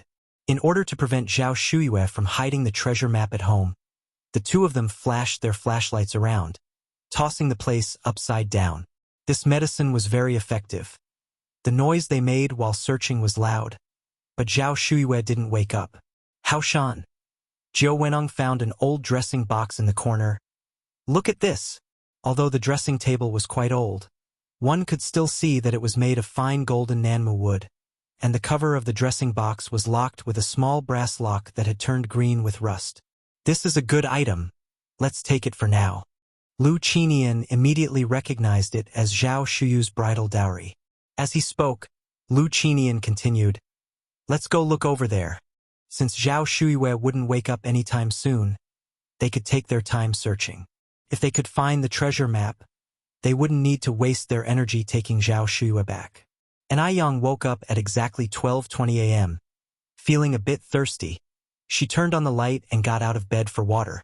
Even though the day was very hot, the night wasn't hot at all. A cool breeze was blowing in from the outside, making one feel refreshed. And Aiyang drank water while looking out the window. The moonlight was beautiful tonight. Everywhere was draped in silvery white, as if the earth had been covered with a hazy veil. But Aiyang wasn't in the mood to appreciate the scenery. For some reason, she felt that something was off tonight. Weird. What was it? Could it be that she was overthinking? What could happen in the dead of night? After drinking the water, Aiyang turned off the light and went back to bed to sleep. Meanwhile, Zhou Wentong and Lu Qinian had been searching the house for a long time without finding the treasure map, so they had no choice but to give up and take Zhao Shuiwei with them. Zhou Wentong pulled up Zhao Shuiwei. Haoshan, lend a hand. Be careful. A fat cat was sleeping next to Zhao Shuiwei, and because of the drugs, the fat cat was also sleeping very soundly, not making a single movement. Okay. Snap. Just then, a little bird that had been perched on the windowsill suddenly spread its wings and flew out. The sudden sound startling both Lu Qinian and Zhou Wentong in the room. Zhou Wentong looked back and saw that it was only a small bird, and heaved a sigh of relief. Just a bird. It's nothing. Lu Qinian exhaled deeply, his forehead breaking out in a cold sweat. The bird that just flew away wasn't ordinary. It was Duo.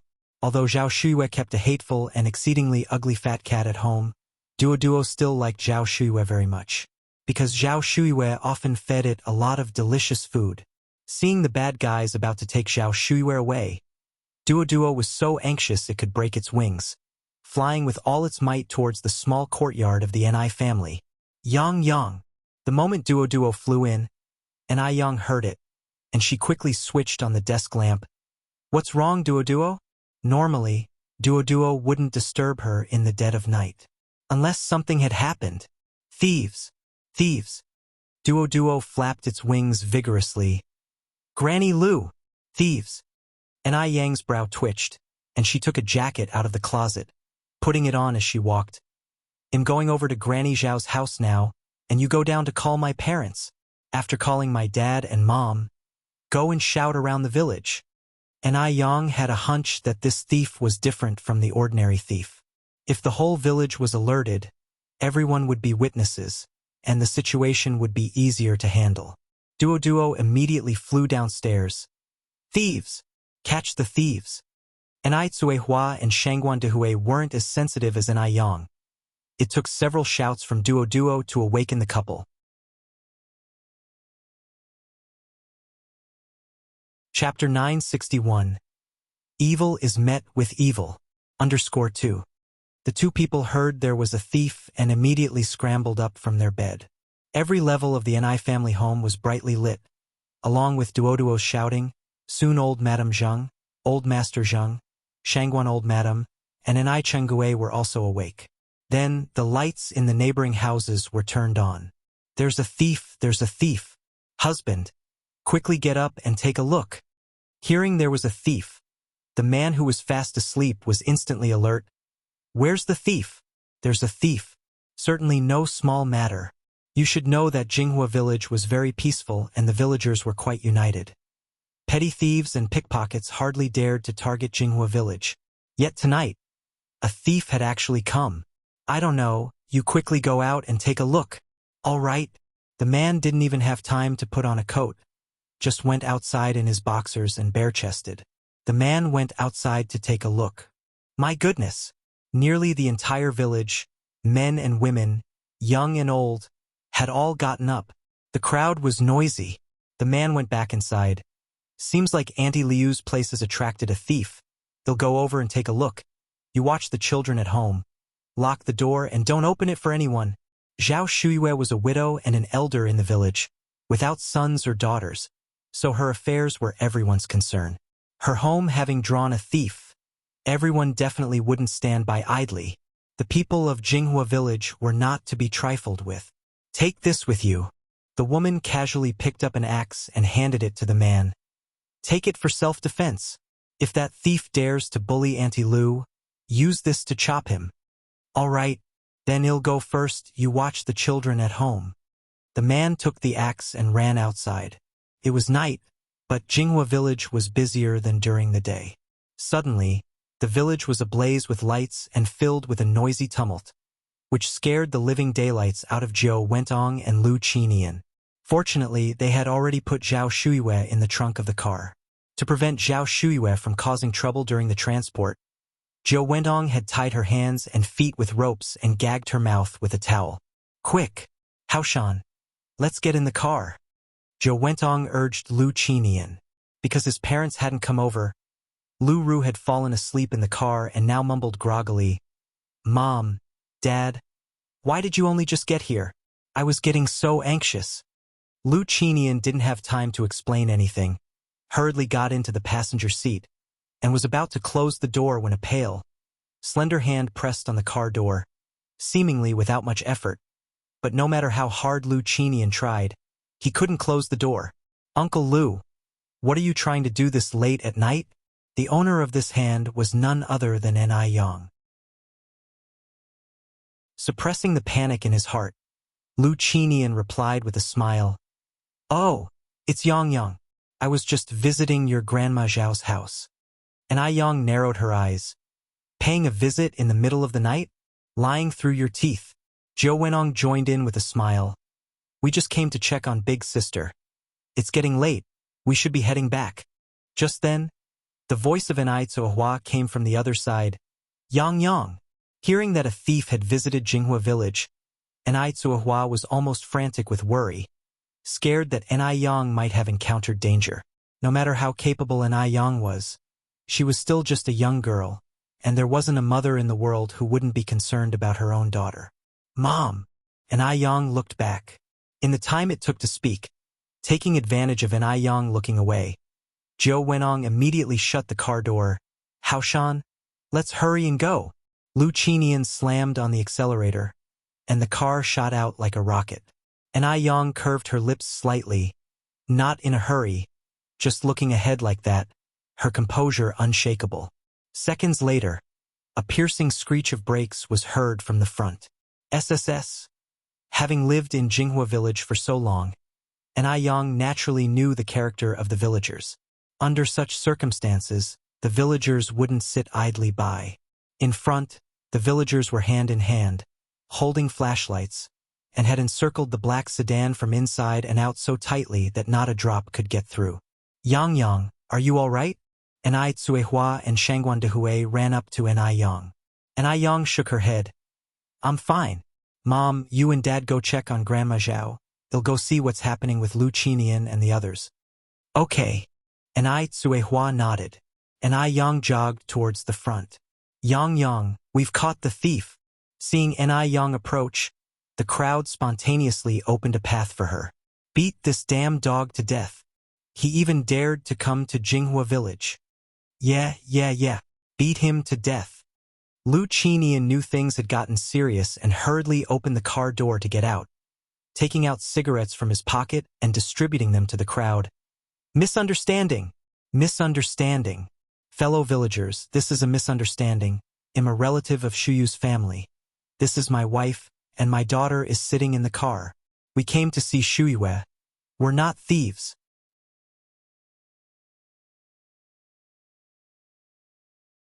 Chapter 962. Evil is met with evil. _3. Who is Shuyue? The matter about Zhao Shuyue hadn't spread through the village yet, so everyone knew her only by her last name Lu and didn't know her real name. Before the situation was clarified, everyone reacted defensively, and no one dared to accept the cigarettes from Lu Qinian's hand. What if it was a thief? Zhou Wentong followed up and said, Shuyue is the Aunt Lu you've been talking about, and Aunt Lu is my older sister. Due to some reasons, we had only recently recognized her as our sister. You see, when sisters chat, they lose track of time, and before we knew it, it was midnight. We are all family here. Family? Upon hearing this, the villagers exchanged glances. These past few days, Lu Qinian and Zhou Wentong had indeed frequently visited Jinghua village, so the villagers were somewhat familiar with the couple. Could it be that they had made a mistake? Since we are all family, why are you all acting so guilty? Must be because you are hiding something shady. Nai Yang walked through the crowd, followed by the light from the villagers' flashlights, shining like a vast snowy glow. It really is a misunderstanding. Lu Qinian wiped the sweat from his forehead.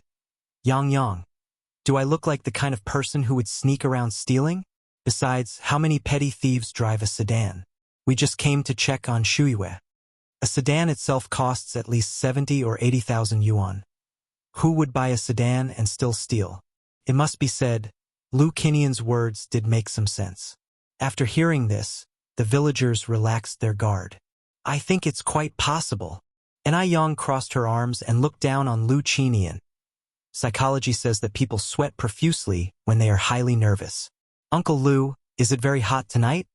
Saying this made Lu Qinian even more nervous. For some reason, even though Nai Yang was just a teenager, he couldn't help but feel incredibly anxious, with cold sweat layering his back. He couldn't control it. In front of Nai Yang, he was like a mouse seeing a cat. We really didn't steal anything. Zhou Wentong opened both sides of the car doors. If you don't believe it, you can check for yourself. Villagers stepped forward and shone flashlights inside the car. Aside from a young girl sitting in the back seat, there seemed to be nothing else. Lu Ru, who was like a pampered young lady, had never experienced a situation like this and was nearly scared to death. What should she do now? If she had known it would be like this, she wouldn't have come along. Who knew Jinghua village was so unified? And the trunk. Nai Yang spoke indifferently. Just because there's nothing inside the car doesn't mean there's nothing in the trunk. It was the middle of the night. This family of 3 wouldn't come here for no reason. Moreover, since Zhao Shuyue was born into a wealthy family, she might hold something Lu Qinian desperately wanted. The village chief shone his flashlight at the trunk. Open the trunk and let us see. Hearing the word trunk, Lu Qinian swallowed hard, the nervousness he had suppressed now surging back. His mind went blank. Zhou Wentong was quicker to react, pressing her hand against the trunk. The trunk contains our private items. It's not appropriate to show you. Even the police need a search warrant to search, and you have no right to inspect our trunk. Seeing Zhou Wentong act this way, Lu Qinian quickly stood in front of the trunk. If someone saw what was inside the trunk, they couldn't clear their names even if they jumped into the Yellow River. Why had the night turned so bizarre, rousing the entire village? Lu Qinian felt extremely unsettled. "Search," ordered the village chief.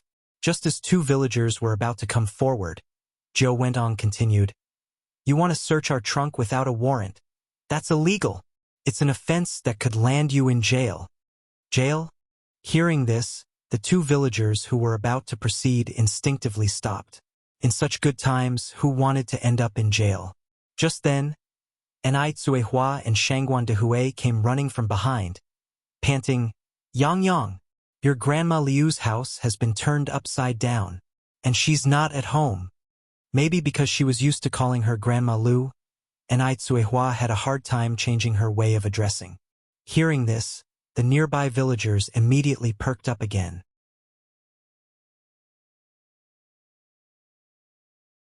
Chapter 963. What goes around comes around. _4. Stay alert. Nobody's home, and the house has been turned upside down. Who the hell did this? It's so obvious. Surround them. Don't let them get away. God damn it. Where have you taken Auntie Lu? No, it wasn't us. Folks, you've got it all wrong. Zhao Shuiwei really is my elder sister. Think about it, everyone. Would I hurt my own sister? It was them. They've hidden my sister away. They want to kill her, and then they want to frame us for it. When Zhou Wentong got to this point, he suddenly pointed at Anai Tsuehua and Shangguan Dehui. Their family has been eyeing us with contempt for a long time. They did it on purpose. Villagers, you must seek justice for my sister. Not a single good person exists in that family, whether old or young. Zhou Wentong might have been better off not saying these words, as they only enraged the crowd even more. You must know, Anai Yang is the pride of Jinghua village, the lucky star of the village, and this woman dared to speak ill of the Anai family like this. Get out of my way, you old bat. Wang Jinfang, already known for her rowdiness, pushed Zhou Wentong aside. Today, I've got to see what you're hiding in that trunk. Fatsai, you and Brother Tiniu, go open that trunk. Daring to provoke the Anai family for no reason. Even if it meant going to jail, they weren't afraid. Anai Fatsai is Wang Jinfang's husband. As the days in the village improved, so did Anai Fatsai's health. So what chance did the old and frail Lu Qinian stand against two strong, middle-aged men? Zhou Qingshang and Han Shaoqin quickly subdued Zhou Wentong from the left and the right. The villagers were accustomed to farm work and had strong bodies. Zhou Wentong was an elegant lady who hardly lifted a finger in her life. What strength could she have? Faced with such a situation, all she could do was make a scene. Help! Someone help! The ruffians are attacking. Shut her mouth! Wang Jinfang turned to Zhou Qingshang. Zhou Qingshang produced a piece of black and smelly cloth from nowhere and stuffed it directly into Zhou Wentong's mouth. No sooner had they gagged Zhou Wentong than Anai Fatsai and Wang Tiniu opened the trunk. Clack! With that sound, the hearts of Zhou Wentong and Lu Qinian sank, and a chill ran through their bodies. It's over. It's all over. No one expected Zhao Shuiwei to be in the trunk. Zhao Shuiwei was bound hand and foot with white ropes, a towel stuffed in her mouth, curled up in the trunk. Next to her feet lay an old vanity case. Seeing this, everyone was shocked. Even Anai Yang didn't see it coming. That Lu Qinian and Zhou Wentong could be so cruel and ruthless. Why would they kidnap Zhao Shuiwei? Woo-woo, woo-woo. Just as everyone was still in shock, a series of urgent siren sounds suddenly pierced the air. 3 police cars drove up. What's happened here? Who called the police? Officer. I called the police. I'm the village chief of Jinghua village. The village chief stepped forward. These thieves not only came to our village to steal, but also kidnapped one of our elderly residents. Now we've caught them red-handed. With Zhao Shuiwei still bound and folded in the trunk, and with so many eyewitnesses present, there was no way they could deny it. The police immediately untied Zhao Shuiwei. Is there a doctor among you? I am. Anai Yang stepped forward. You. The young officer hesitated for a moment, then said, Then please check on this elder for us. Of course. Anai Yang nodded and knelt down to take Zhao Shuyu's pulse. then checked her eyelids. Granny Zhao has inhaled some kind of toxin that has caused her to become comatose. Her condition is not good. She needs treatment immediately. Officer, I'm going to take Granny Zhao to the hospital right away.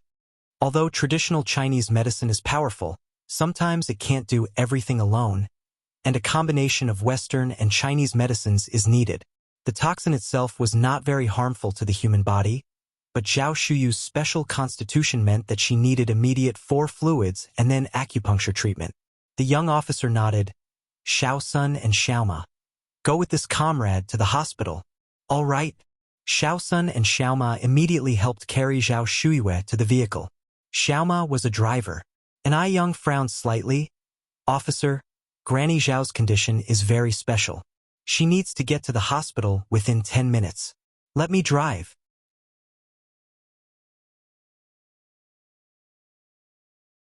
Chapter 964. What goes around comes around.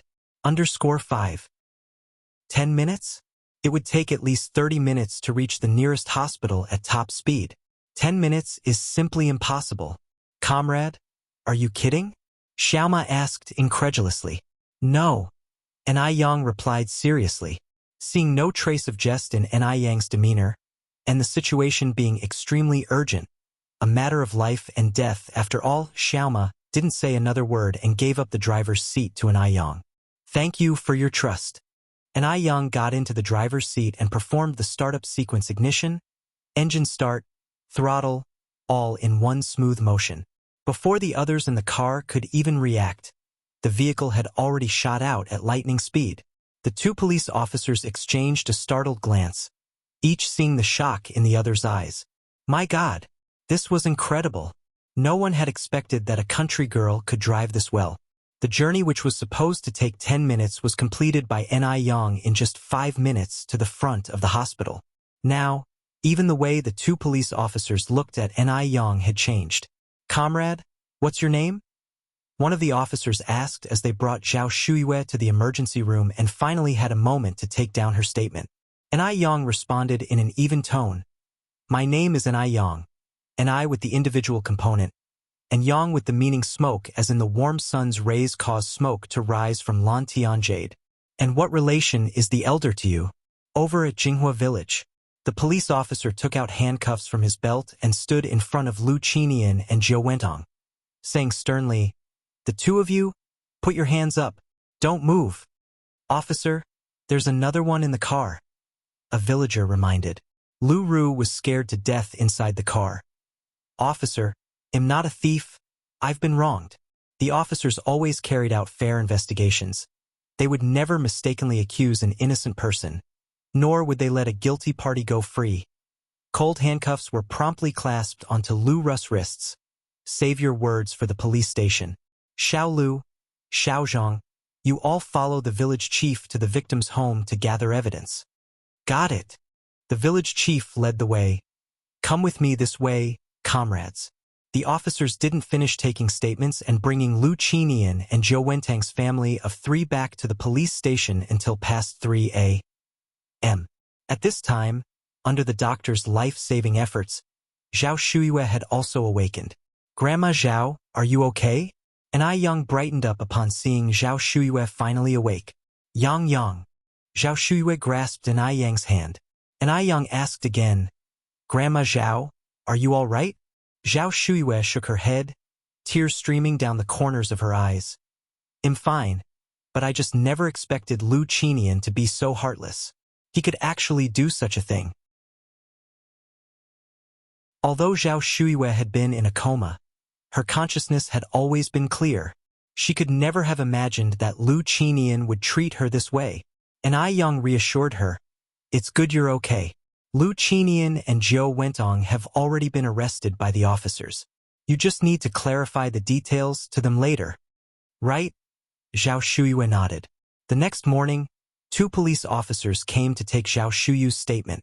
Zhao Shuyue recounted the whole event to the officers. Officers, please, you must not let them get away with this. This was attempted murder. What they did was illegal. If it hadn't been for Yang noticing in time last night, I, an old woman, probably wouldn't be alive right now. Don't worry, ma'am. We will ensure justice is served. Wuxia woke up the next morning to find his parents and sister weren't home. As he wondered why, a servant came in. Young master, the police officers are here to see you. Police officers? Wuxia was stunned momentarily, puzzled as to why the police were looking for him. He considered himself a good citizen, never having done anything wrong. After learning the whole truth, Wuxia turned pale. Officer, there must be some mistake, right? My parents are good people. How could they possibly do such a thing? And my sister, although she can be a bit spoiled and arrogant, she's not a bad person at heart. What on earth was going on? He had just gone to sleep, so why had his parents and sister suddenly become suspects of attempted murder and burglary? It must be that he hadn't woken up yet. He was still dreaming. Wuxia pinched his thigh hard. Ouch! It hurt. He wasn't dreaming? Wuxia suddenly laughed. Officer, you must be joking with me this early in the morning. It had to be the officers playing a joke on him.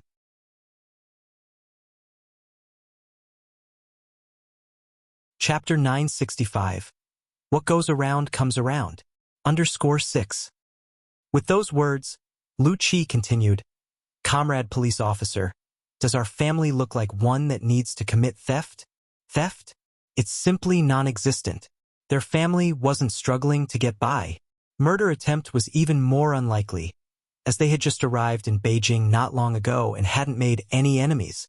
The police officer said sternly, Comrade Wuxia, do you think we, the police, would joke about such matters? The crime suspects Zhou Wentong, Lu Qinian, and Lu Ru and others were caught red-handed by the villagers of Jinghua village. You better come with us to the station. Wuxia's smile froze at the corner of his mouth. Okay. Just wait for me a moment. On the way, Wuxia simply couldn't believe this was happening. It wasn't until he reached the police station that he was willing to accept this wasn't a dream. How could this be? Why would his parents and sister do such a thing? The family was split up and locked away.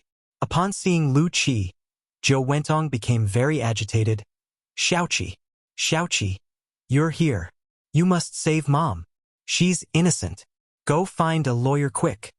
Wuxia said, Mom, don't worry. They'll find you a lawyer right away. As long as you haven't done those things, I believe the police comrades will release you after they have investigated properly.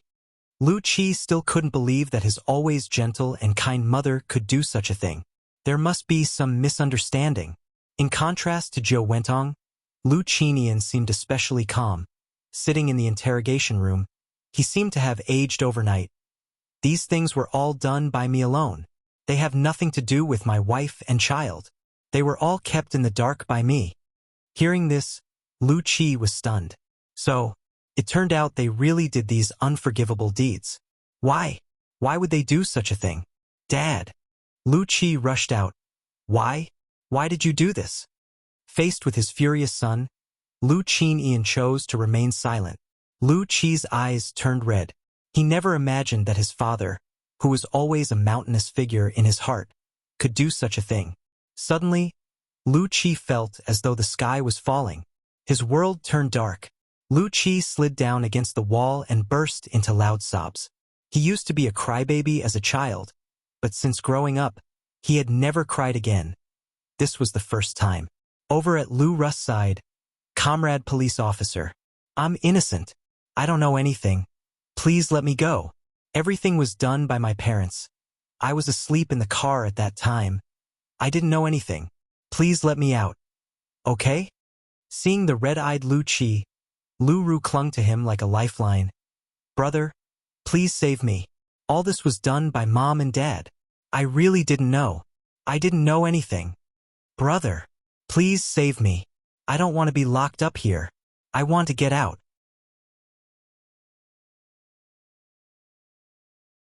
Zhou Wentong looked at Wuxia in disbelief.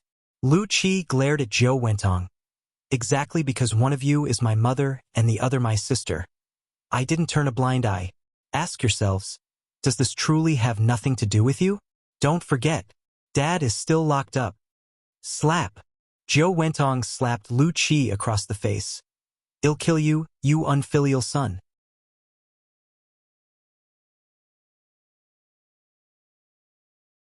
Chapter 966. The truth of the matter emerges, like stones revealed as the water recedes. Lu Qi didn't fight back, and a red, swollen handprint appeared on his left cheek instantly. But the look in his eyes when he turned to Zhou Wentong was terrifyingly cold. Lu Ru covered her mouth, watching the scene in disbelief. She hadn't expected Zhou Wentong to hit Lu Qi. All her life, she had never seen Zhou Wentong raise a hand against Lu Qi. In delivering that slap, Zhou Wentong regretted it herself. Son, Xiaoqi, I'm sorry. Mom didn't mean it. I just really want to go back. I didn't mean to leave your father. Her son was born after 10 months of pregnancy. How could she not feel pain for him? She was just too anxious. Lu Qi didn't want to help her. She couldn't return to Taiwan Island, and only Taiwan Island could give her a sense of safety. Xiaoqi, can you forgive Mom? Please? Zhou Wentong hugged Lu Qi, tears streaming down her face. Lu Qi's face showed no emotion. You just got back from the detention center. Go upstairs and take a bath. Then get a good night's sleep. He didn't blame Zhou Wentong for slapping him, but he couldn't forgive her actions. But Zhou Wentong was his biological mother. He didn't know what to do. It seemed whatever he did was wrong. Every choice seemed to be a mistake. Zhou Wentong nodded. Okay. Lu Ru silently followed Zhou Wentong upstairs. After a hot shower, Zhou Wentong's condition had improved a lot. Meanwhile, in Jinghua village, the affairs of Zhao Shuiyue had stirred up a storm. After so many years, everyone had just learned that Zhao Shuyu's real name wasn't Lu Zhao. She had her own name. Everyone fiercely criticized Lu Qinian and Zhou Wentong for being inhumane. Because Zhao Shuiyue encountered an issue at home alone, Ni Yang once again offered to take Zhao Shuiyue into the Ni family home. But Zhao Shuiyue still refused. Zhao Shuiyue wasn't willing to move, and Ni Yang didn't want to force her. So she brought Zhao Shuiyue a 2-month-old puppy. The puppy was a Chinese rural dog. Chinese rural dogs were among the smartest and most loyal, easiest to raise dogs. Despite being only 2 months old, it was plump and fiercely protective, very protective of its owner. Zhao Shuyu's house already had Depang, so the puppy was named Xiaopeng. And Ai Hua, after handling the matters at the factory, sat on the sofa and chatted with everyone. Yang, what ultimately happened with the case of Lu Qinian and Zhou Wentong? And Ai Yang flipped a page of the newspaper she was holding. Zhou Wentong and her daughter Lu Ru have been released on bail, while Lu Qinian was sentenced to life imprisonment. Old Lady Zhang chimed in. It looks like Lu Qinian will die in prison, but how could Zhou Wentong have been released on bail? She was clearly in cahoots with Lu Qinian. Even if she wasn't the mastermind, she must have been an accomplice. This involved robbery and attempted murder. How could she be released? Ni Yang explained. Because Lu Qinian took all the blame himself, and only his fingerprints were found at Grandma Zhao's house. The police had no choice but to release her. Though Zhou Wentong has been released on bail, she still hasn't been cleared of suspicion and is not allowed to travel freely. The situation was twofold. While Lu Qinian wasn't a good husband to Zhao Shuiyue, he was an invaluable husband and father to Zhou Wentong. Such a person was both pitiable and detestable. Old Lady Zheng nodded. I see. I didn't expect Lu Qinian to have such resolve. And Ai Hua frowned slightly. I always feel like I've seen Zhou Wentong somewhere before. Yang, do you know where she's from? It was the first time Ai Hua had mentioned this, so Ni Yang quickly put down the newspaper. About that, I once indirectly asked Lu Qi.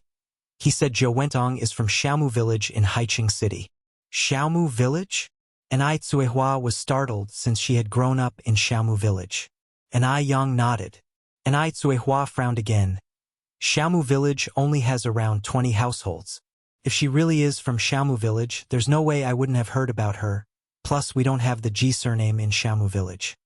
Most in the Xiaomu village were surnamed Zhu and Ni. Ni Yang added, I also think it's strange. If Zhou Wentong really was from Xiaomu village, she couldn't possibly be unaware of Dam village. But when Lu Qi asked her if she knew about Dam village, she claimed she didn't remember. Xiaomu village and Dam village are adjacent. If Zhou Wentong truly came from Xiaomu village, she couldn't possibly be unaware of Dam village. But if Zhou Wentong wasn't from Xiaomu village, Then how did she know about it? And why did Anai Tsuehua find her so familiar?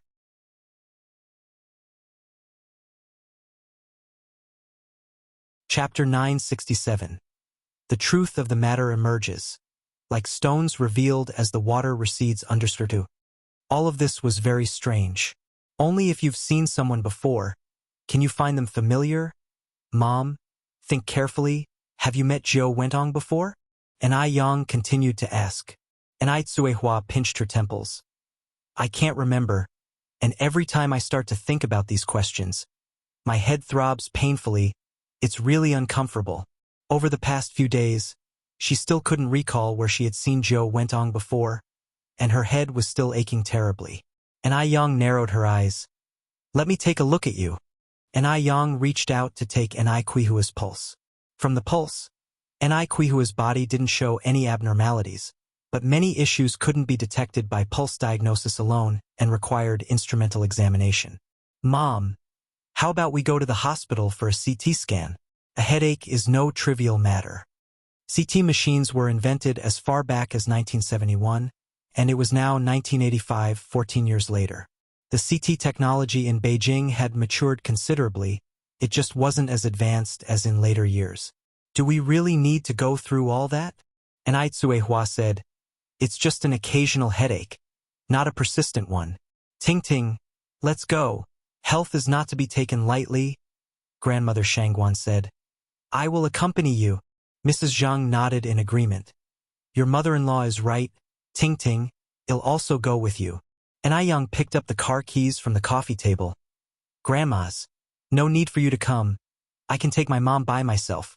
Hospitals are full of germs, and your immune systems aren't as strong as young people's. Besides, there's not much help you can offer by going. And Ai Yang was making sense, so the two seniors didn't insist further. And Ai Yang drove Anai Tsuehua to the hospital. No matter when, the hospital was always overcrowded. After a long wait in line, it was finally Anai Kuihua's turn. After the CT scan, it took another hour to get the results. The patient has a slight cranial hematoma which is causing the occasional headaches, but the condition is not particularly severe. It can be treated with surgery or by using acupuncture to expel the hematoma. And Ai Yang reached out to accept the CT report. Thank you, comrade doctor. You're welcome. It's what I should do. Cranial hematomas are usually caused by head injuries.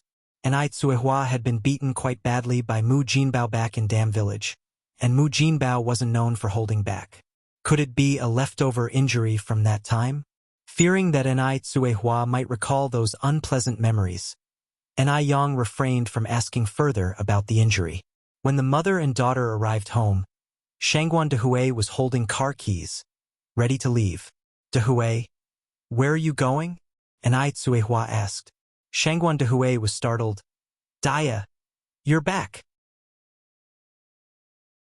I heard from Mom that you and Yang Yang went to the hospital, so I was preparing to go there to check on you. By the way, how did the checkup go? Everything okay? Anai Tsuehua smiled and shook her head. Nothing's wrong. Shangguan Dehui looked at Anai Yang.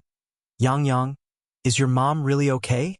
Anai Yang said, there's a slight cranial hematoma, but it's not a major issue. A few acupuncture treatments will clear it up. Dad, you don't need to worry. When Shangguan Dehui heard the words cranial hematoma, his pupils shrank. How can it be okay with a cranial hematoma? Yang Yang, you better not be lying to me. And Ai Yang said with a smile, Dad, what are you thinking? How could I lie to you? It's really no big deal. Really no big deal?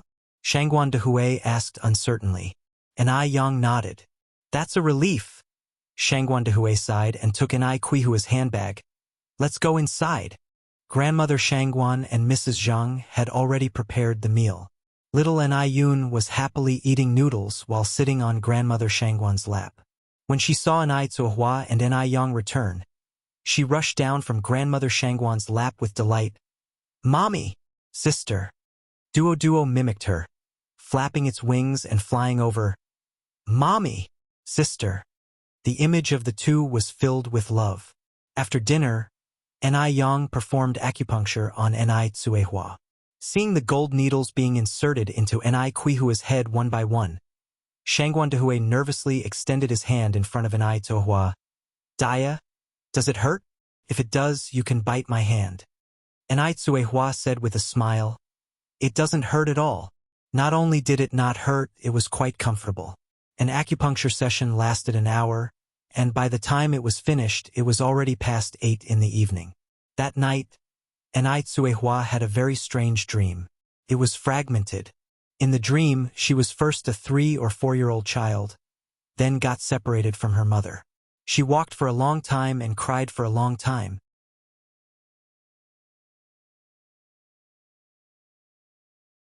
Chapter 968.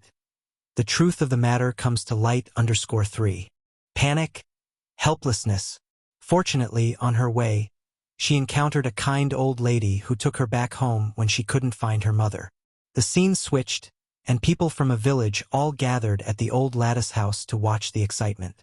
The child, who was 3 or 4 years old, could already speak and successfully return to Beijing with the help of the village chief. Just as she was about to return home, Anai Tsuehua suddenly woke up. Despite the coolness of the room, a layer of cold sweat broke out on Anai Tsuehua's face. Anai Tsuehua fumbled to switch on the lamp and sat up leaning against the headboard. What's wrong, Dia? Shangguan groped for his glasses on the bedside table and put them on. Did you have a nightmare? Yes. Anai Tsuehua nodded. Don't be afraid. Shangguan patted Anai Tsuehua's back. Dreams are the opposite of reality. I feel like I dreamed about my childhood, Anai Tsuehua said, but I'm not sure if that was me. Strange to say, a child of 3 or 4 should have their own memories, although incomplete, there should be some, but Anai Tsuehua's memories of her childhood were extremely vague. She couldn't remember anything before the age of 5 or 6. What did you dream about? Shangguan asked as he got out of bed to pour water for Anai Tsuehua. Anai Tsuehua took the water glass, drank a sip, and then began to describe that strange dream. Shangguan adjusted his glasses. I think what you dreamed about is very likely to be true. Sometimes the mind forgets, but the subconscious remembers. Anai Tsuehua said, but I clearly dreamed that the village chief grandfather sent me back to Beijing. So why did I end up in Xiamu village later? Shangguan slightly furrowed his brows. Maybe the you in the dream was so eager to go home that the part about returning to Beijing was also added by your subconscious? Is that so? Anai Tsuehua asked. Shangguan glanced at his watch. It's only 1 in the morning now, and I don't have to work tomorrow since it's Saturday. To prevent you from having another nightmare, why don't we do something meaningful? Anai Tsuehua rolled her eyes at Shangguan Turn off the light. Once the light was turned off, darkness enveloped the whole room, swallowing all sounds. Anai Tsuehua typically got up every morning to cook breakfast, but this morning, the person in the kitchen was Shangguan Dad, why is it you? Anai Yang expressed her surprise. I thought it was Mom. Shangguan rinsed the pot with water. Your mom didn't sleep well last night, and I don't have to work today. Yang, what would you like to eat? They'll make it. Anai Yang opened the fridge and took out a bottle of mineral water. I'm fine with anything you decide. That sounds good. Shangguan smiled. Then I'll just whip something up. Okay. Anai Yang took the mineral water. I'll go for a run first. All right. Shangguan nodded. Anai Yang went for a run every morning. At 6 in the morning, the sun was just rising. The sky was a clear blue. A gentle breeze was brushing through. Birds chirped around. The rich fragrance of honeysuckle lingered in the air. And by the road, the farmland was filled with roses and portulaca. The endless view was absolutely refreshing. As soon as Anai Yang stepped out, Duo followed. Good morning, Yang. Good morning, Duo. Duo flapped its wings. Good morning. Good morning. Duo didn't know many phrases, sometimes repeating the same phrase dozens of times, even more repetitive than a loop machine. Along the road, as they encountered villagers at work, Duo kept repeating, good morning. Everyone was amused by Duo first thing in the morning, starting the day in a cheerful mood. Duo is really smart. It's Yang's good upbringing. Indeed. My boy at home saw how well Duo was raised and caught a mina to rear a month ago. Just when it learned to fly, it disappeared. What a waste of time raising it. Lu family mansion. Zhou Wentong did not sleep well last night. Every time she closed her eyes, she recalled her experiences in the detention center.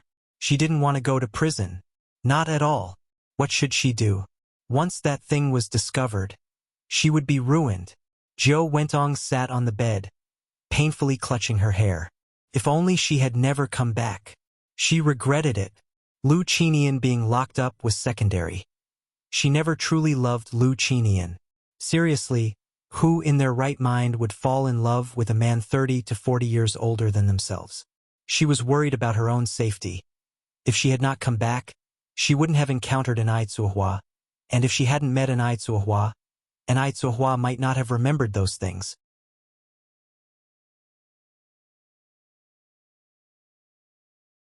Chapter 969. The truth of the matter comes to light _4. An Ai Zuohua had become a ticking time bomb to her.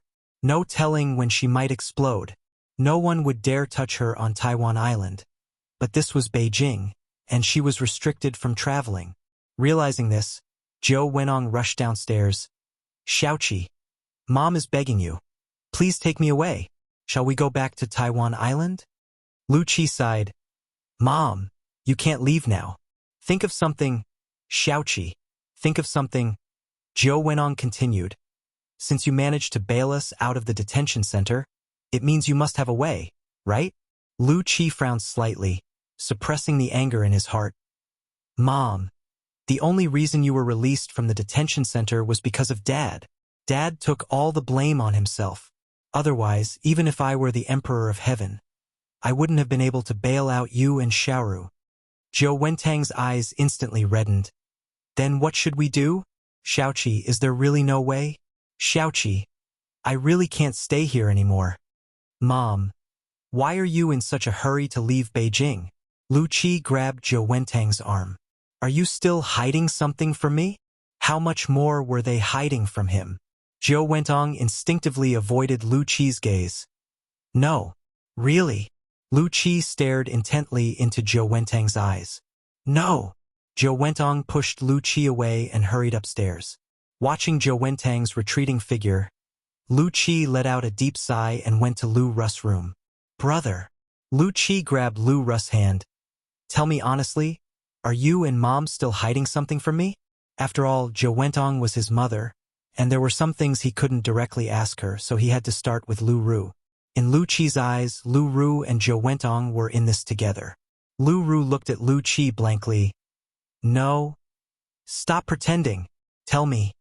Lu Qi had lost all trust in Lu Ru. Tell me now, and it'll take you and Mom to the police station to turn ourselves in. Maybe we'll get a lighter sentence. Just don't let the police find out first. It would be embarrassing then. Really, there's nothing. Lu Ru, frightened by Lu Qi's demeanor, started crying. Brother, what are you talking about? Lu Ru had no idea about Zhou Wentang's past. The recent stint in the detention center had already terrified Lu Ru, smoothing out any haughty airs she once had. Speak. Lu Qi gripped Lu Ru's wrist tightly. There's nothing. Lu Ru cried miserably. Unable to get anything out of her, Lu Qi had to let it go. At the Ni family home, Ni Yang administered the third acupuncture treatment to Ni Zuohua. After the acupuncture, Ni Zuohua said to old lady Zheng, Mom, does Dad have a burn scar on his back? Old lady Zhang was taken aback at first, then said, Yes, it was caused by your grandmother accidentally scalding him with boiling water. Ni Quihua's face changed, realizing that everything that happened in her dream was true. Mom! Ni Zuohua suddenly grabbed old lady Zheng's hand, her eyes becoming red. I remember everything. Ting Ting, what do you remember? Old lady Zheng said nervously. Don't rush, take it slow. With a choked voice, Ni Zuohua said, I was sent to Xiaomu village, and the person who sent me was Zhou Wenong. Hey race, how it happened. After getting separated from old lady Zheng years ago, young Ni Zuohua was picked up by a local old woman who, seeing the child's refined manner, decided to hand her over to the village chief. After several transfers, the village chief took her to Beijing. Upon arriving in Beijing, a beautifully dressed young woman appeared, claiming to know old lady Zhang and Zheng Jun, saying they were good friends, and so the village chief handed an Ai Tsuehua over to her.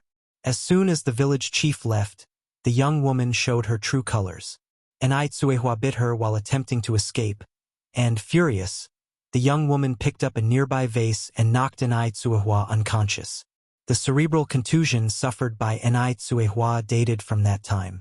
Because she wasn't sent to the hospital in time, she developed a persisting high fever that night, terrifying the young woman. She took a night train and delivered an Ai Tsuehua to a rural family in Shamu village, miles away, along with some money. When an Ai Tsuehua woke up, she had no memory of her past. I remember, she had a sister, who called her Aji, an Ai Tsuehua said.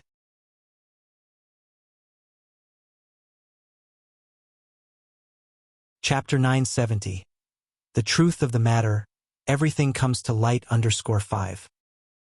Aji, and Ai Yang narrowed her eyes. The doctor's sister is named Jiang Ji. Mom, the woman who took you to Shamu village was Jiang Ji, and Jiang Ji is Zhou Wentong. Haiqing City is just near the port, so it's easy for Jiang Ji to go to Taiwan Island from there. If Zhou Wentong was Jiang Ji, and Jiang Ji was Zhou Wentong, that would explain why an Ai Tsuehua was thousands of kilometers away from where she was lost. It also explained why an Ai Tsuehua felt a strange sense of familiarity when she saw the doctor and Zhou Wentong. Because Jiang Ji was the doctor's sister, she was helping her sister do evil. Oh my! Old Madame Zhang said distressedly. My Tingting, how much suffering have you endured? Mingming was returned, only to be taken away by Zhou Wentong again. It was all because she trusted Jiang Yan too much at the time. And Ai Tsuehua helped old Madame Zhang wipe away her tears.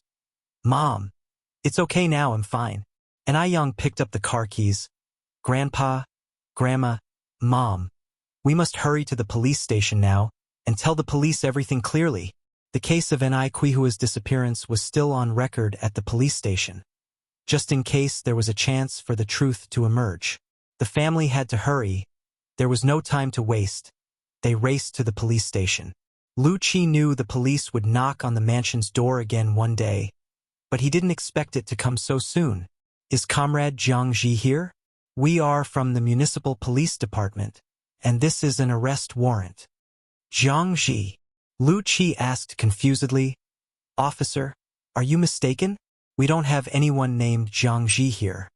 Zhou Wentong was just coming downstairs at this moment, and upon hearing this conversation, her legs went weak. She remembered. She knew that one day an Ai Tsuehua would remember. Several officers bypassed Lu Qi and went straight to Jiang Ji, flashing handcuffs.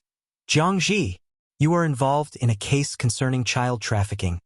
Please come with us. Child trafficking? Lu Qi's eyes widened in shock. He never could have imagined Zhou Wentong committing such a crime. Officer, you must be mistaken. My mother's name is Zhou Wentong, not Jiang Ji. Besides, she just arrived in Beijing less than 2 months ago. How could she possibly be involved in child trafficking? Zhou Wentong cried out loudly. Xiaoqi, Xiaoqi, save me. Mom doesn't want to go to jail.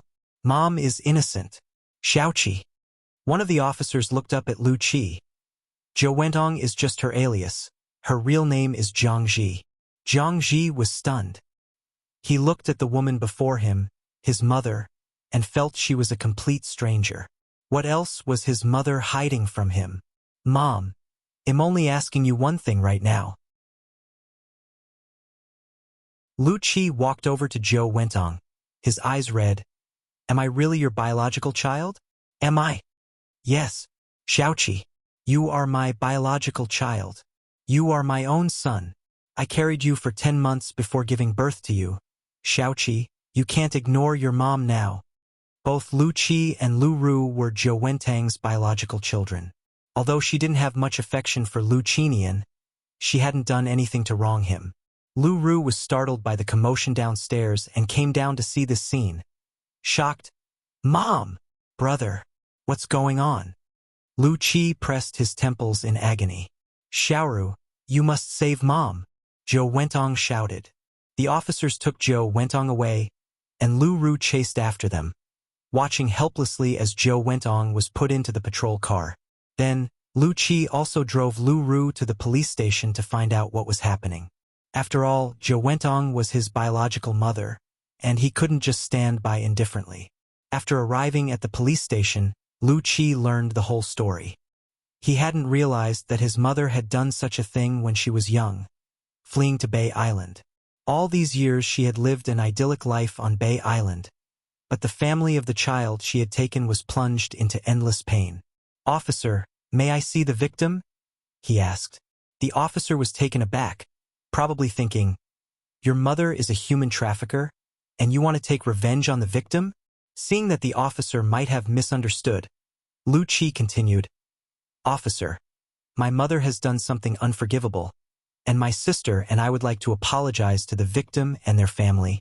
Perhaps an apology could hardly make up for anything, but without an apology, he felt uneasy." "Okay," the officer nodded. "Come with me this way. If you find any errors, ads pop up, ads redirect, broken links, non-standard content, etc., please let us know, report so we can fix it as soon as possible."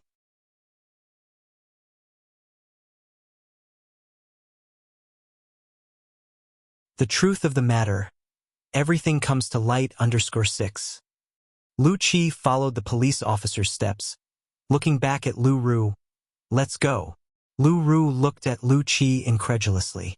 Had Lu Qi gone mad? At this time, to approach the victim and their family was blatantly asking for trouble. They might even get physically attacked. "Brother," Lu Ru tugged at Lu Qi's sleeve. "I must go." Lu Qi stated firmly, "You're coming with me." With no other choice, Lu Ru had to follow. Upon reaching the lobby, the police officer introduced them. "This is the victim, and these are the victim's family members." After saying this, the police officer introduced Lu Qi to everyone. Lu Qi had never expected that Enai Yang was the daughter of the victim. He already felt guilty towards Enai Yang, and now he was even more overwhelmed with shame. Seeing Enai Yang among the victim's family, Lu Ru was also stunned. She used to look down on Enai Yang the most, and now, unexpectedly, she had to apologize and admit her wrongs. What a twist of fate. If it were all possible, she would spend her entire life peacefully on Taiwan Island and never set foot in Beijing again. Unfortunately, the one thing the world lacks is a remedy for regret. "Auntie and I'm sorry. If it weren't for my mother, you wouldn't have been separated from Grandpa Zhang and Grandma Zhang for so many years." After he spoke, Lu Qi and Lu Ru knelt down together. A man's knees are as precious as gold. But at this moment, he could no longer care about that. He did not pray for Enai Quihua's forgiveness. He only hoped to satisfy his own conscience. Enai Tsuehua deeply resented Zhou Wentong. If not for her, she wouldn't have suffered for so many years, and she could have grown up with a silver spoon in her mouth. But Lu Qi was Lu Qi, and being a mother herself, she knew she should not take out her anger on the children. Children cannot choose their birth. It was evident that Lu Qi and Zhou Wentong were not the same kind of people. "Please get up." Enai Tsuehua extended her hand to help Lu Qi and Lu Ru up. "Good and evil will be repaid in the end. Your mother is already in prison. This matter has nothing to do with you two." "Auntie." Lu Qi's eyes reddened. He hadn't expected Enai Tsuehua to be so calm.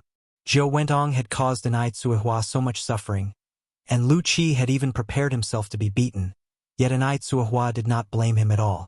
He was now starting to understand why Enai Yang was so outstanding, while his own sister Lu Ru was so inadequate. It was because of upbringing. Enai Yang had a mother who was both a role model and a teacher. Enai Tsuehua sighed and looked back at Elder Zheng, Grandma Zheng, Elder Shangguan, and Enai Yang. "Let's go back." Lu Qi watched the family's departing figures, his heart unable to calm down for a long time. After a while, Lu Qi turned to Lu Ru. "Let's go back too." To celebrate finally finding the person who kidnapped Enai Tsuehua, Enai Yang had prepared a large table of food upon their return. Today happened to be Saturday, and in the evening, Shangguan Shi and Shangguan Su also came back. The next day was Sunday. Early in the morning, Enai Tsuehua and Shangguan Dehui went to the orphanage. Visiting the orphanage once a week had become a habit. Around 10 in the morning, Shangguan Furong arrived at Jinghua village with Zhao Ziqing. Coincidentally, just as they arrived, Zhao Shen also came with Zhao Zijuan. Brother! The siblings, who hadn't seen each other for a while, were extremely excited. Furong! Zhao Shen greeted. Shangguan Furong smiled and nodded. Zhao Shen felt a pang of disappointment, then said, Furong, how did you come back? Why didn't you call me to pick you up? Shangguan Furong replied, It's quite convenient for me to take a bus from there. No need for the hassle. It's no trouble at all, Zhao Shen said. Furong, just say the word. No matter the distance, I wouldn't find it bothersome. No need. Shangguan Furong smiled and walked into the house. Mom, Aunt Zheng. Furong is back, Grandma Zheng said cheerfully. Yes. Shangguan Furong nodded. Hey, where are my brother and sister-in-law? Elder Shangguan replied. Your brother and sister-in-law went to the orphanage. They probably won't be back until the afternoon. Oh, Shangguan Furong continued. What about Uncle Zheng? Is he not home either? He probably took Yun to clear some land again, Grandma Zheng explained, smiling. Clearing land. Shangguan Furong paused, not understanding what was meant by clearing land. Grandma Zheng continued. Did you see the roadside planted with lots of honeysuckle and peony flowers when you just came? Yes. Shangguan Furong nodded.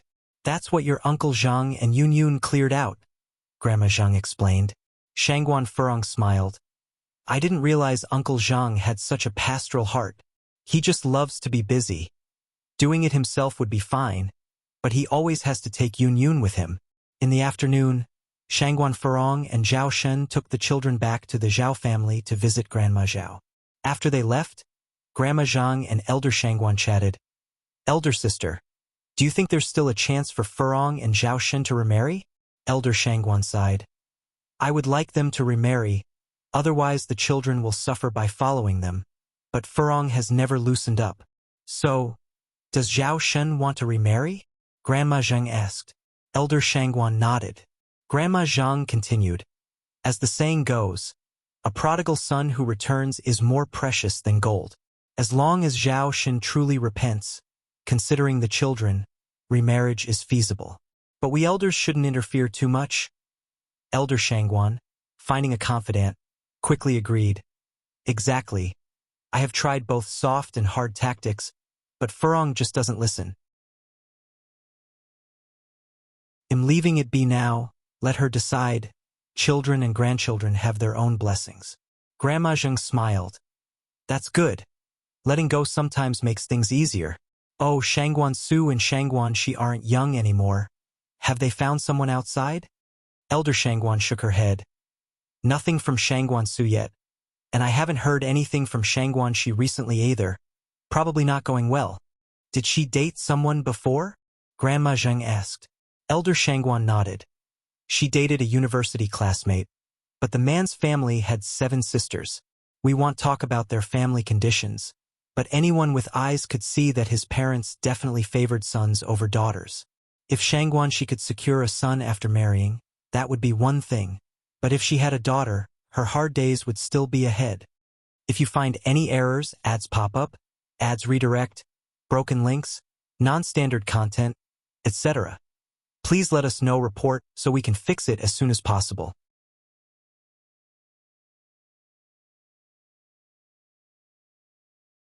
The ice-cold skin surprisingly belongs to Enai Yang.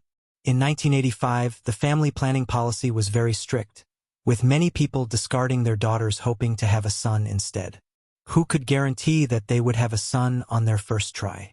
So, when Shangguan Shi and that male classmate were dating, not only did Grandma Shangguan disagree, but both Shangguan Dehui and Enai Tsuehua disagreed as well.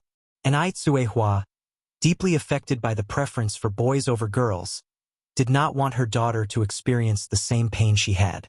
Although Shangguan Shi was not her biological daughter, she loved her no less. Upon hearing this, Mrs. Zhang shook her head firmly. It's good that it ended. Good that it ended. Xiaoxi is such an honest child. She couldn't have coped in that kind of family. Shangguan Zai's personality resembled that of the deceased Su Fon, gentle and slow-spoken. If she had to deal with a difficult mother-in-law, she wouldn't manage. Mrs. Zhang continued, switching the topic. Xiaoxi would be more suited to a scholarly family. I think the Wu family is quite suitable. That young man over there is already 25 or 26, right? The Wu family was also well known in their circle, and Wu Qinjun was their only son. If Shangguan she married into their family, she would just need to be a wealthy wife. Grandma Shangguan nodded. Seems like it. Mrs. Zhang, ever the matchmaker and considering that Shangguan she was her granddaughter, hoped for a good marriage for her.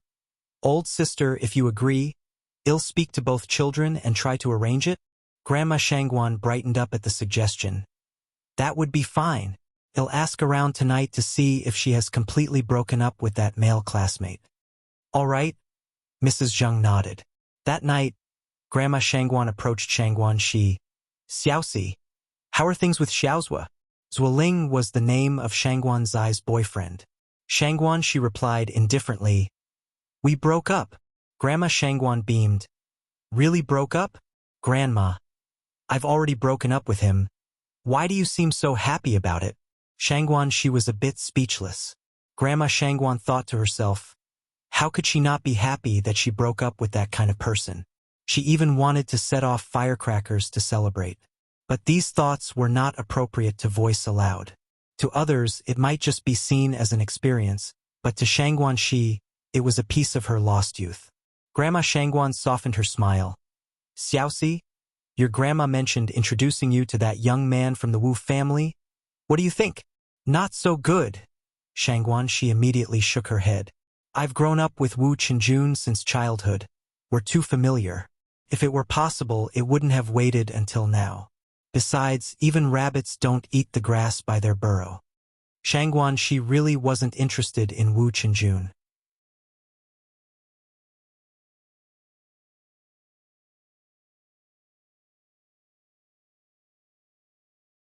The ice-clear and jade-smooth skin actually belongs to Ni Yang. _2. Dashuan was 17 this year, Ershuan was 16, Sanchuan was 15, and even the youngest Xiaoshuang was now 9, so they could be trusted to look after little Ni Yun. Zhou Danny felt at ease. Dashuan patted his chest and said, Mom, rest assured. I'll take good care of Yun Yun. Go on then. Zhou Danny wanted to pat Dashuan's head, but realizing she could no longer reach it, she patted his shoulder instead. Zhou Danny gave them over 30 yuan, and the kids came back with a load of groceries, even buying a candied hawthorn for little Ni Yun. The Zhao family kids were all exceptionally well-behaved. Although only little Ni Yun had a candied hawthorn, none of them made a fuss. After dinner, Ni Tsuehua and Zhou Danny chatted idly. Danny, have you bought a house in Beijing yet? Zhou Danny shook her head. No, my husband and I are planning to save money to build a house back in our hometown. At that time, people didn't like the idea of buying houses outside their hometowns. They all wanted to make money and then go back to build houses and honor their ancestors. Ni Tsuehua continued. Yang told me that there will be more and more migrant workers coming to Beijing in the future, and the housing prices will get higher and higher. Actually, you could take advantage of the current low prices to buy a few properties. The money you'd spend on building a house in your hometown would be more than enough to buy one in Beijing. Did Yang say that? Zhou Danny asked. Will there really be more and more people coming to Beijing to work? Ni Tsuehua nodded. Yes, Yang said that Beijing is a metropolis and its development will only get better. Yang himself has bought several properties. In reality, it was not just several. Ni Yang already owned 3 courtyard houses and 6 apartment buildings. Zhou Danny didn't trust many people, but she trusted Ni Yang. If it weren't for Ni Yang's advice, her family would still be living frugally. They had already saved up over 10,000 yuan. Back in the day, they couldn't even save 70 or 80 yuan in a year. Nowadays, they were living a life they could hardly have dreamed of before. So on festive occasions, Zhou Danny always took her family to visit the Ni family. They couldn't be the type to forget favors and betray kindness. Zhou Danny nodded. All right, when my husband comes back, I'll discuss this matter with him. And Cui Hua continued. Yang Yang also said that it's best to buy housing in the city center. And if money is tight, it's also good to buy near a subway station. The Beijing subway was planned in 1953, construction began in 1965, and the first routes were completed in 1969. Operations started in 1971. On April 23, 1973, the Beijing Subway Line 1 was extended to Apple Garden Station. On September 15, 1981, the first phase of the Beijing subway was officially accepted, with operational lines running from Apple Garden Station to Beijing Station. Zhou Danny nodded. Okay, I've got it. That evening, when her husband came home, Zhou Danny relayed Cui Hua's words. Her husband took a drag of his cigarette. So we're not going back to our hometown to build a house? No, we're not, Zhou Danny replied. I've already asked Daya. She said that if we buy a house now, we can register our household here. We'll move our household registration here, and from then on, this will be our home.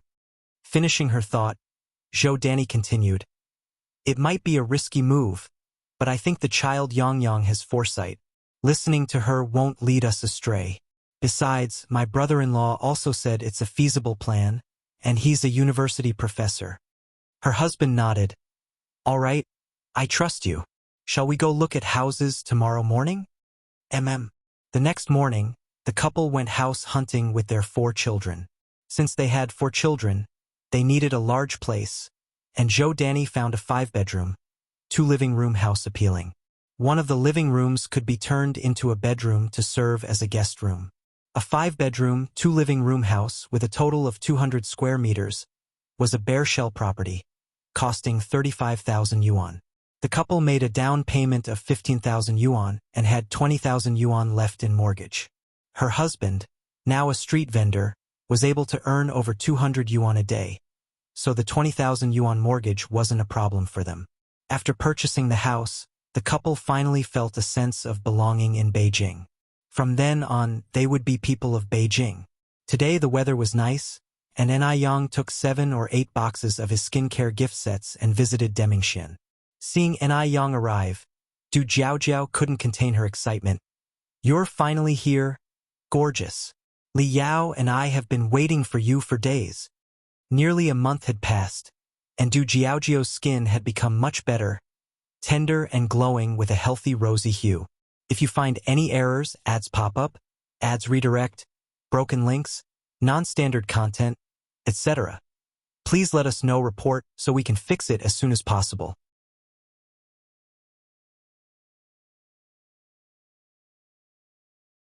The ice-clear, jade-smooth skin actually belongs to Yang. _3.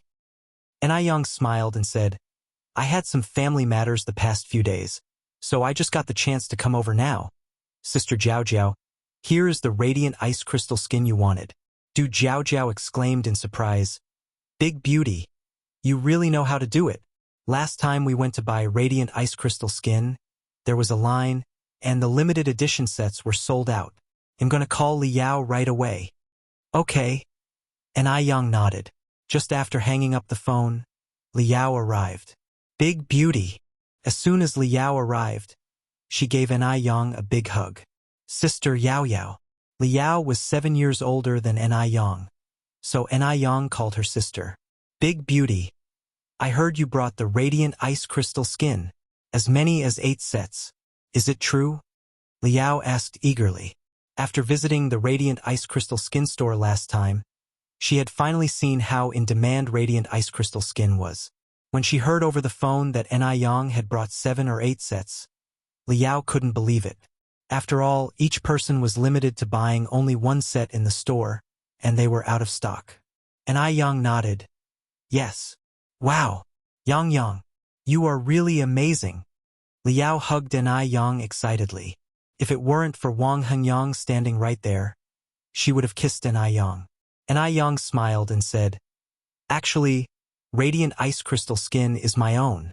and Yang originally came with the intention of promoting radiant ice crystal skin, so naturally she wouldn't hide this from them. There's a saying that having connections makes things easier. Liao was about to return to Shanghai, and Yang wanted to expand radiant ice crystal skin into Shanghai.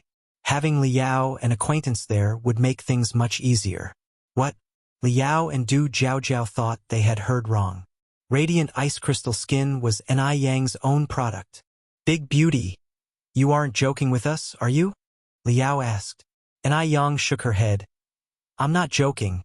Radiant ice crystal skin is really my own. Du Jiaojiao surprisingly covered her mouth. Big beauty. I think you should change your name. What name? Yang didn't catch on right away. It should be changed to Big Amazing, Du Jiaojiao said. Do you know how good radiant ice crystal skin is? It's so many times better than those imported products. It's literally a woman's savior. Whether it's anti-wrinkle cream or whitening cream, both are amazingly effective. Yang somewhat embarrassedly said, it's not that exaggerated, just better than ordinary skincare products. The main reason was that this era had too few skincare products, and Yang just happened to have medical knowledge, adding some herbal medicine beneficial to the skin in the skincare, which made radiant ice crystal skin so effective. Moreover, Yang never added cheap, harmful substances into skincare products because of cost concerns. Why couldn't domestic skincare brands surge in future times? It was because some people were greedy and produced toxic products like toxic masks and fluorescent creams, which gradually made people lose confidence in domestic skincare products. Big Beauty, you are too modest. By the way, Big Beauty, since you are the producer of radiant ice crystal skin, does that mean I can get whatever I want? Liao continued. Yang nodded. Of course.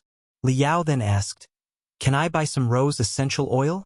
Rose essential oil is especially good for women, but because the production is very low, thousands of pounds of roses can only produce a few grams of essential oil. It's very precious, even harder to get than the limited edition radiant ice crystal skin sets. You can, Yang continued, but I only have 50 grams right now. She needed to keep some for her own use in baths.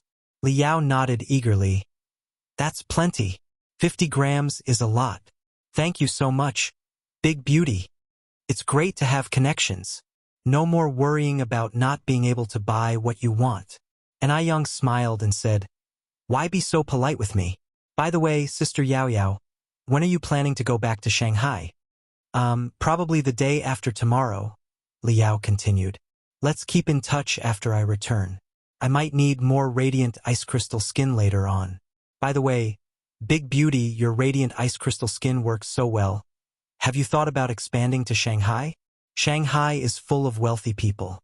I guarantee radiant ice crystal skin will sell like hotcakes there. Who doesn't love a good product? Moreover, which woman doesn't love beauty? As long as the product works well, women don't hesitate to spend money on their faces. Yang hadn't expected Liao to voice her thoughts before she could. She smiled and said, Sister Yao Yao, I won't lie to you.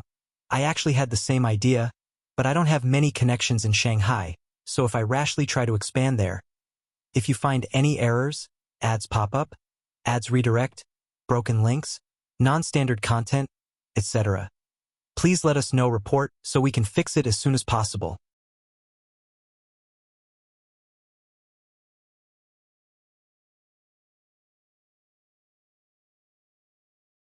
Once she became an agent for Ice Jade, she would be the leader of the skincare industry in Shanghai.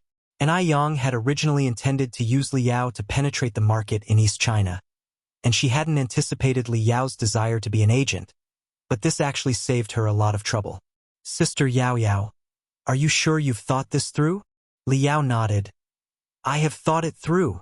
Yang smiled and said, well, in that case, Sister Yao Yao, let's go sign a contract. Previously, when Emily's mother, Annie, became an agent for Ice Jade, Yang had drafted a contract. Now, all that needed to be done was to update the second party's name on the contract, not needing a new one. Okay. Liao stood up with her, then said, but, is it really okay to leave like this without buying anything? It's fine, said Yang. Liao followed Enai Yang to Jinghua village. Recently, Mo Qishan had brought back a printer from abroad, so there was no need to go outside for printing the contract. Could be done right at home. While Enai Yang printed the contract, Liao admired the small courtyard of the Enai family. The roses on the wall swayed in the wind and greatly appealed to Liao's girlish heart. Oh my God! Isn't this too beautiful? Looking at the beautiful scenery in front of her, Liao even considered building a house in the countryside. Oh my God! Isn't this too beautiful? A sharp and strange voice echoed through the air. Liao looked around, frowning slightly. Who's imitating me? Who's imitating me? The voice seemed to be right by her ear, yet there was no one to be found. Liao grew somewhat nervous. Who are you? Who are you? If you find any errors, ads pop up, ads redirect, broken links, non-standard content, etc., please let us know. Report so we can fix it as soon as possible.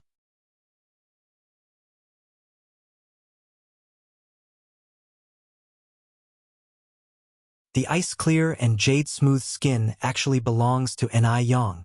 _5. This is just too weird. Liao gathered her hands and rubbed her arms. Are you a human or a ghost? Originally, Liao thought she would hear the same repeated words, but unexpectedly, the other party said, a ghost! Damn it, a ghost! Liao was so scared that her face turned pale. Just then, Enai Yang came out of the door with a smile. Duo, stop playing ghost tricks. Come on out. Chirp. Duo flew out from the dense osmanthus tree. Yang, Liao said in surprise. Gorgeous. Was it this bird talking just now? Enai Yang nodded. Yes, it was. It's so smart. Liao reached out and stroked Duo's little head. What do you usually feed it? Duo squinted its small eyes and nuzzled against Liao's palm. Its demeanor even meeker than a soft, cuddly kitty by more than a little. Liao's girlish heart instantly melted, and she kept saying how cute Duo was. Duo was a flirtatious bird, familiar with females but with males. No one could even touch it. Of course, Mo Qishan and Grandpa Du were exceptions. Before long, Duo learned to follow Liao and started calling Enai Yang gorgeous. Yang, gorgeous, gorgeous. Liao laughed and said, gorgeous. How much for your bird? They'll buy it. Upon hearing this, Duo flew faster than a rabbit, quickly landing on Enai Yang's shoulder and hiding its small head in her long hair, showing its butt to Liao. Shoot! Scared the bird to death. Seeing this, Liao couldn't help but laugh even more. This bird was just too funny. Enai Yang handed the contract to Liao. Sister Yao, see if there's anything that needs to be changed in the contract. Liao picked up the pen and signed. No need to change anything. I trust your character. Although she hadn't known Enai Yang for long, Liao knew she wasn't that kind of person. Just look at Jiao's attitude to know what kind of person Enai Yang was. Despite Jiao seeming quite approachable usually, she was actually fierce.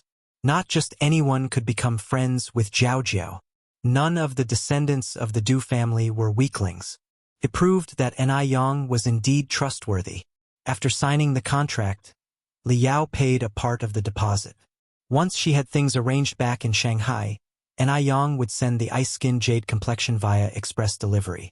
Sister Yao, do you want to visit the factory? Enai Yang asked. Sure. Liao nodded. Is the factory far from here? Enai Yang said, not far, just behind here. Just behind. Liao was a bit surprised. Enai Yang nodded. Come on, it'll take you there. The factory was just behind the Enai family's small courtyard. Because the houses in front were built high, the factory was obscured, invisible from the outside.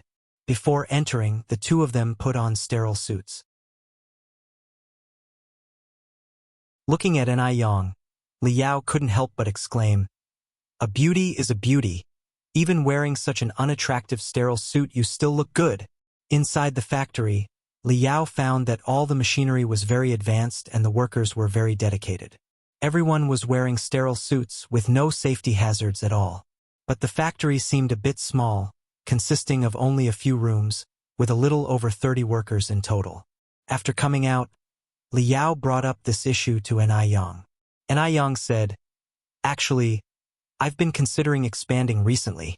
Ice Skin Jade Complexion was growing increasingly popular, and the current production was barely keeping up with sales. Fortunately, some products were limited edition. Otherwise, there would be nowhere near enough to meet demand. Moreover, sales of Ice Skin Jade Complexion were also quite good in M country, and almost every so often, Ni Yang would send a large shipment over.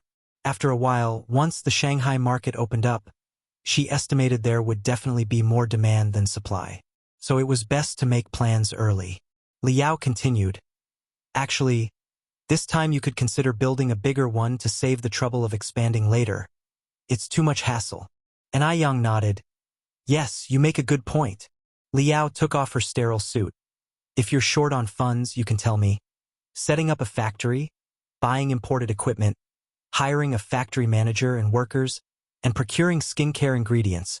All of these added up to a significant amount of money. Some imported equipment could cost thousands each." Ni Yang said with a smile, "Thank you, but I think it should be enough." After Liao left, Ni Yang sat in the courtyard, earnestly pondering this issue, and drafted a design plan. Since she wanted to expand the factory, the facilities had to be improved. If you find any errors, ads pop up, ads redirect, broken links, non-standard content, etc., please let us know. Report so we can fix it as soon as possible.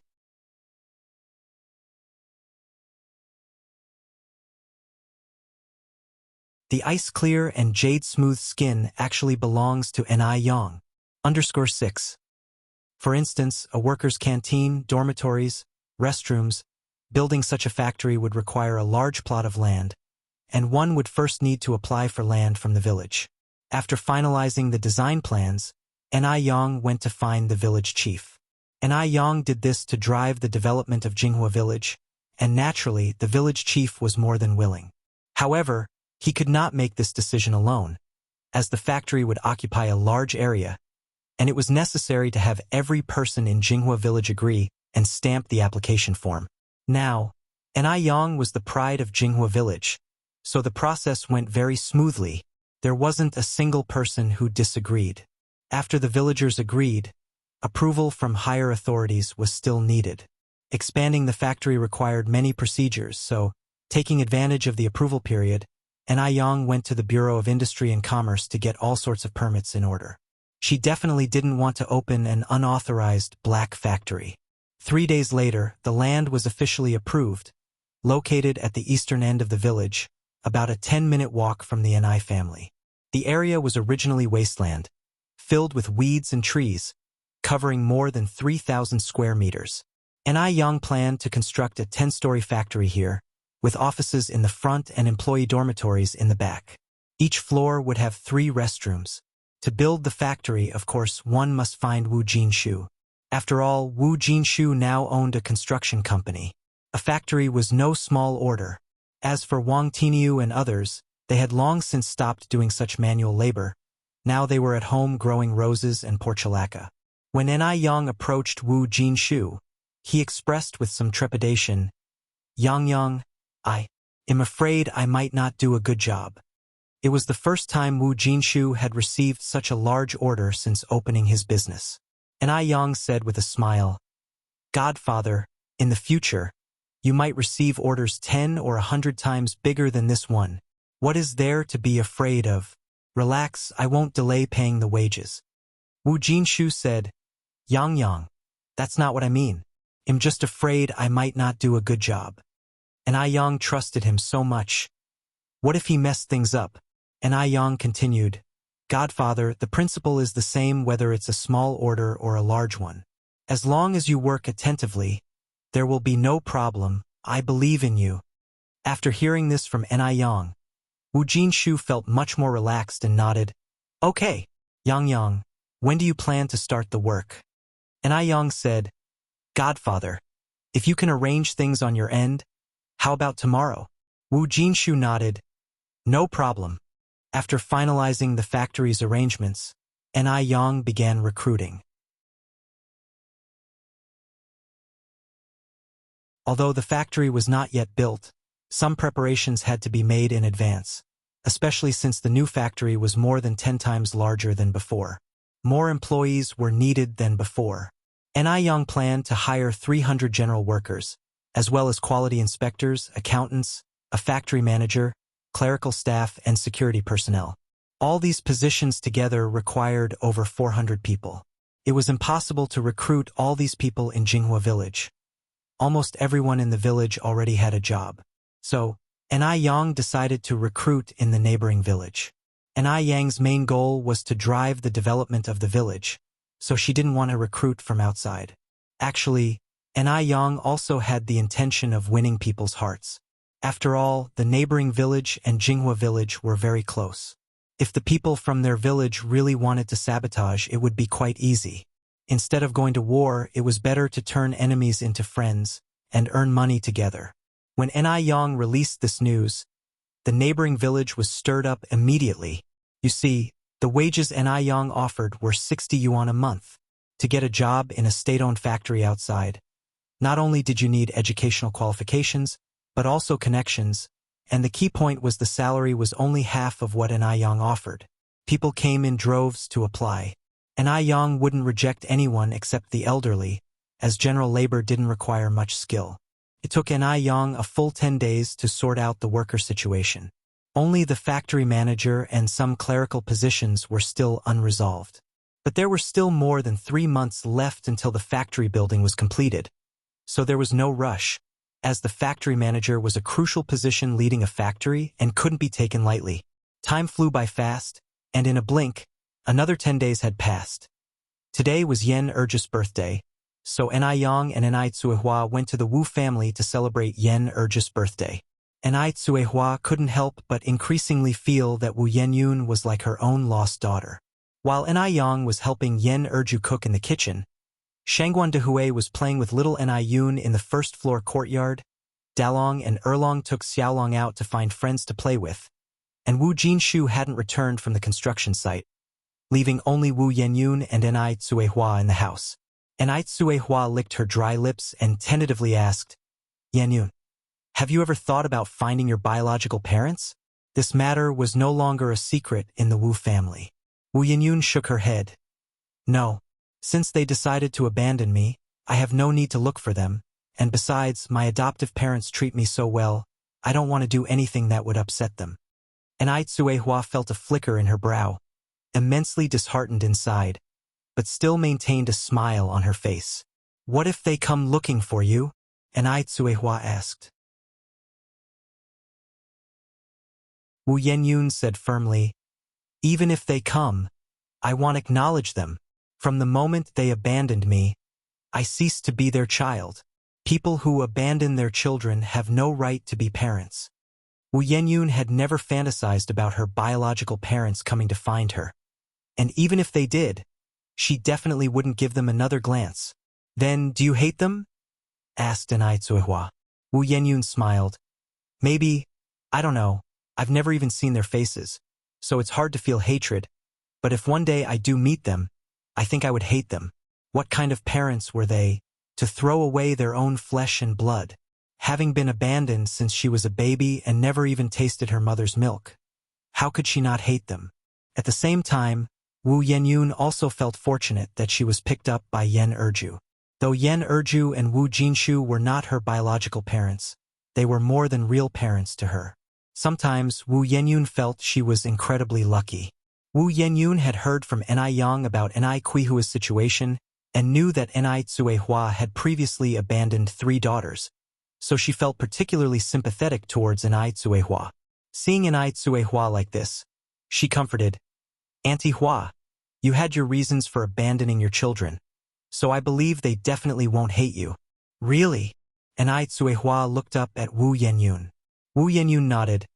"Really, Auntie Hua? You and Sister Yang Yang are good people. I believe your children will understand you. If you find any errors, ads pop up, ads redirect, broken links, non-standard content, etc., please let us know, report, so we can fix it as soon as possible."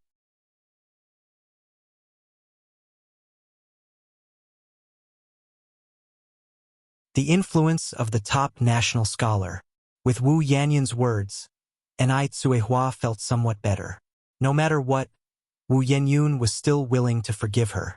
At noon, Wu Jinshu returned. Because he had just come back from the construction site, he was covered in dust. So Wu Yanyun quickly stood up to take the tools from Wu Jinshu's hands. Dad, you're back. Go take a shower and we can start eating soon. All right. Wu Jinshu greeted Shangguan Dehui, Enai Tsuehua, and the others, then went to the bathroom to shower. Watching the sensible Wu Yanyun, Enai Quihua's eyes reddened slightly. Fearing that others would notice, she hurriedly took out a handkerchief to wipe her eyes. She wondered if those 3 children hadn't been abandoned back then, what would the result be now? Soon after, Wu Jinshu finished his shower, and the food was laid out on the table. Enai Yang had taught Yen Erju quite a few cooking tips that day. Yen Erju greatly benefited and said with a smile, Yang, you're amazing. I've been cooking for most of my life and never knew that adding a bit of salt to the oil when frying fish would prevent it from sticking to the pan. There were also tips like adding a few drops of cooking oil when boiling rice to make it whiter, fluffier, and sweeter. Enai Yang said, I heard it from the chefs at the restaurant. They have rich life experiences. I wouldn't know these things. In fact, these were all experiences Enai Yang had accumulated in her past life. But now, after all, she was just a teenage girl, whose life experience couldn't possibly be so rich. Since the Wu family had many children, Enai Yang had brought a 2-tiered big cake that day. Enai Yang was a person who could create a pleasant atmosphere. She led everyone in singing the birthday song, Happy Birthday to You, Happy Birthday to You. The children's voices were especially sweet and lovely.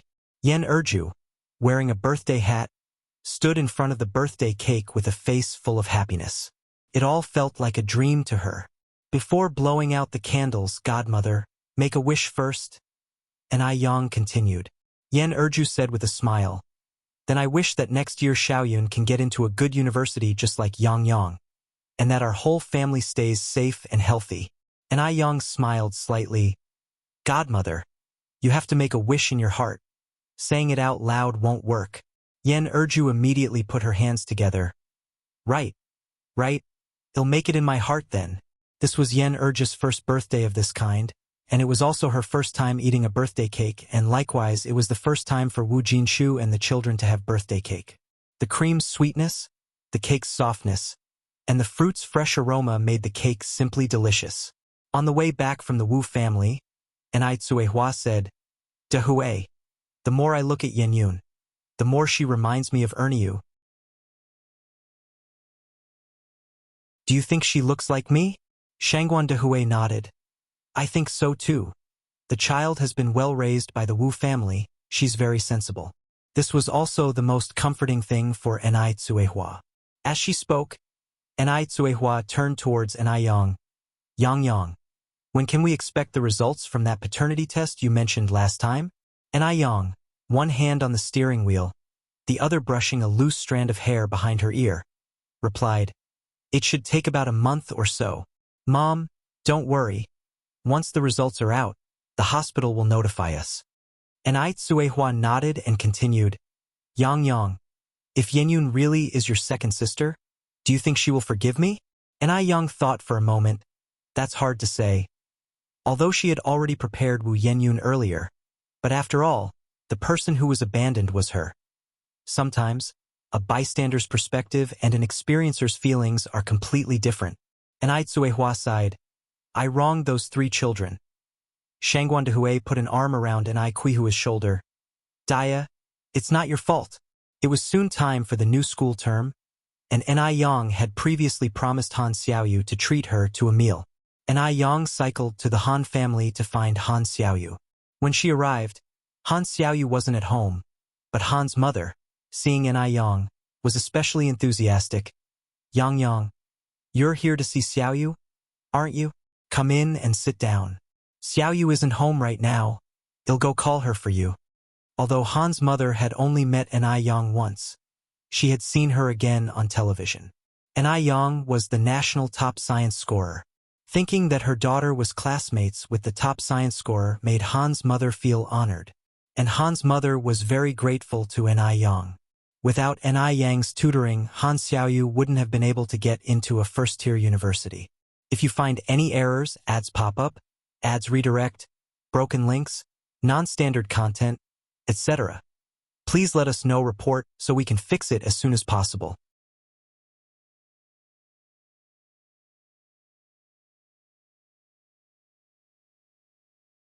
The influence of the top national scholar.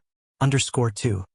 2 years ago, when Xiaoyu took her college entrance exam, she only got into a junior college. Actually, her usual grades weren't bad. It was just that something would go awry every time it came to taking tests. Ni Yang smiled and said, "Auntie Han, since Xiaoyu isn't at home, he'll come by again tomorrow. Come in, come in." Xiaoyu's mom pulled Ni Yang, not letting her leave. "Xiaoyu is just at the neighbor's house not far ahead. He'll go and come back quickly. You mustn't leave, okay?"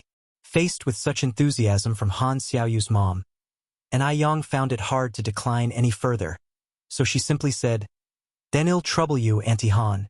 "No trouble at all, no trouble. It's the least I can do," Xiaoyu's mom said while waving her hand hurriedly. As they stepped out of the courtyard, a neighbor asked Xiaoyu's mom if a relative had come to visit. Xiaoyu's mom smiled and said, "No, not a relative. She's Xiaoyu's deskmate, the national top scorer in science this year, the one who has been on TV before. Do you know of her?" Every parent with a child cared about the college entrance exam results. "Of course, we know. Speaking of that girl, not only are her academic grades excellent, but she's also pretty. Oh, if I were her mother, I'd be laughing even in my dreams." "Auntie Han, is the top scorer really at your house?" Someone else expressed skepticism. "Really?" Xiaoyu's mom continued. "I'm going to call Xiaoyu back home.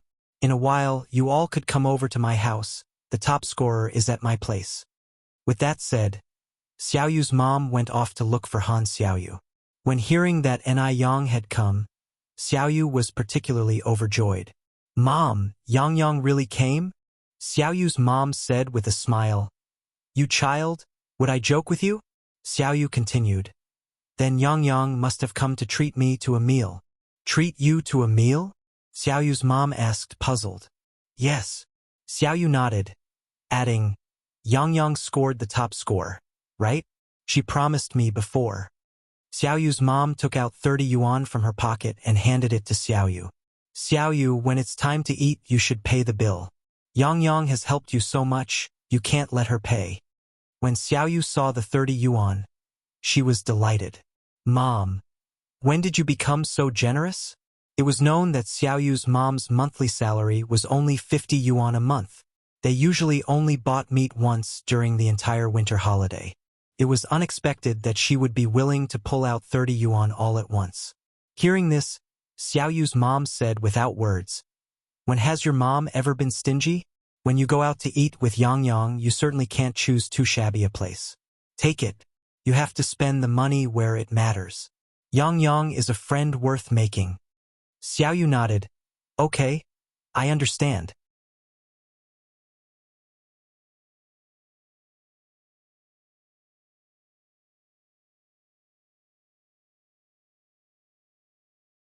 The influence of the top national scholar.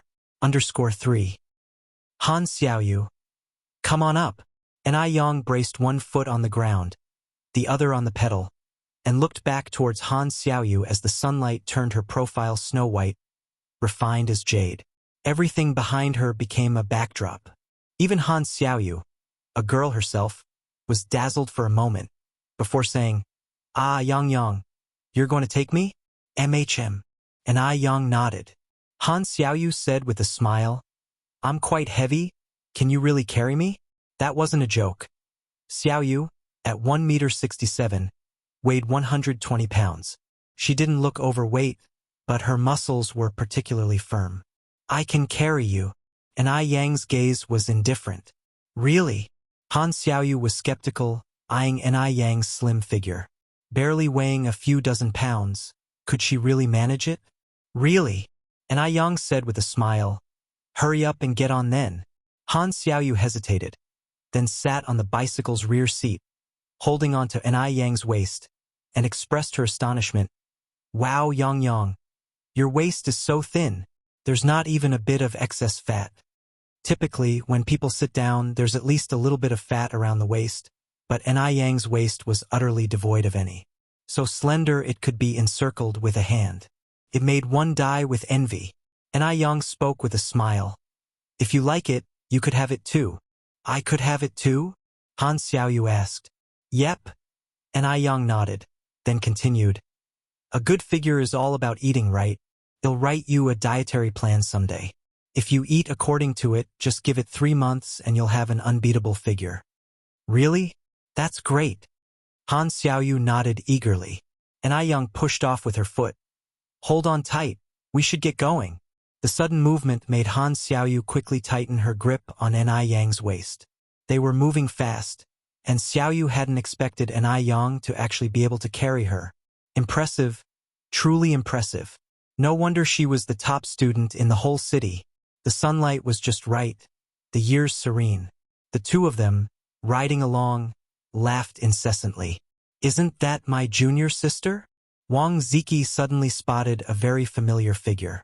Duo turned to look and saw a person cycling past, leaving behind just a glimpse of a white skirt hem. Before Duo could speak, Ziki went on. My junior sister is incredible, carrying someone on her bike and still cycling so fast. Let's go, Duo said, withdrawing his gaze with a cool tone in his voice. Ziki realized he had said too much and promptly shut his mouth, following Duo's lead. Ni Yang parked the bike in front of the Gus Tianxiang, and Han Xiaoyu asked in surprise, Yang, why did you stop here? I'm taking you out to eat. Ni Yang answered with a smile. Out to eat? Here? Han Xiaoyu swallowed hard. Yang, this is Gus Tianxiang. At first, she had just jokingly suggested it but hadn't actually expected to dine at Gus Tianxiang. I know this is Gus Tianxiang. I wouldn't have come if it weren't. Come on, let's get off. We're going to eat here today. Ni Yang replied decisively. She always kept her word. Since Shed promised Han Xiaoyu to eat at Gus Tianxiang, of course they had to come. Han Xiaoyu got off the bike. Yang. But I heard Gus Tianxiang is really expensive, and you need a membership card. With this long queue at the door, if we don't have a card, how long will we have to wait? Though Xiaoyu had never been to Gus Tianxiang, her cousin from her aunt's side had. Her aunt's family was much better off than hers, but her aunt didn't have a membership card. They had only been to Gus Tianxiang once, and though it was just that single time, they had bragged about it repeatedly, mentioning it every time they met. Ni Yang propped up the bike. No worries. I have a membership card. Really? Han Xiaoyu's mouth hung open in surprise. Really? Ni Yang took Han Xiaoyu's arm. Let's head inside. The moment they stepped through the grand entrance of Gus Tianxiang, Xiaoyu was stunned. The dining hall was packed, yet it wasn't chaotic. Instead, it was orderly, with waiters decked in Han food darting between the tables. The surroundings and decorations beautifully arrayed, dreamlike and enchanting. So beautiful! Han Xiaoyu couldn't help but exclaim. It wasn't until they reached a private room on the 3rd floor that Han Xiaoyu understood what a true paradise on earth was. Ni Yang ordered many dishes, all of which Han Xiaoyu had never tried before. As each dish was served, the waiter would introduce it. This one is called Flowers of Wealth and Honor, with the wish that both of you will have a bright future, full of wealth and honor. With those words, the waiter tapped gently with a small spoon. If you find any errors, ads pop up, ads redirect, broken links, non-standard content, etc., please let us know. Report so we can fix it as soon as possible.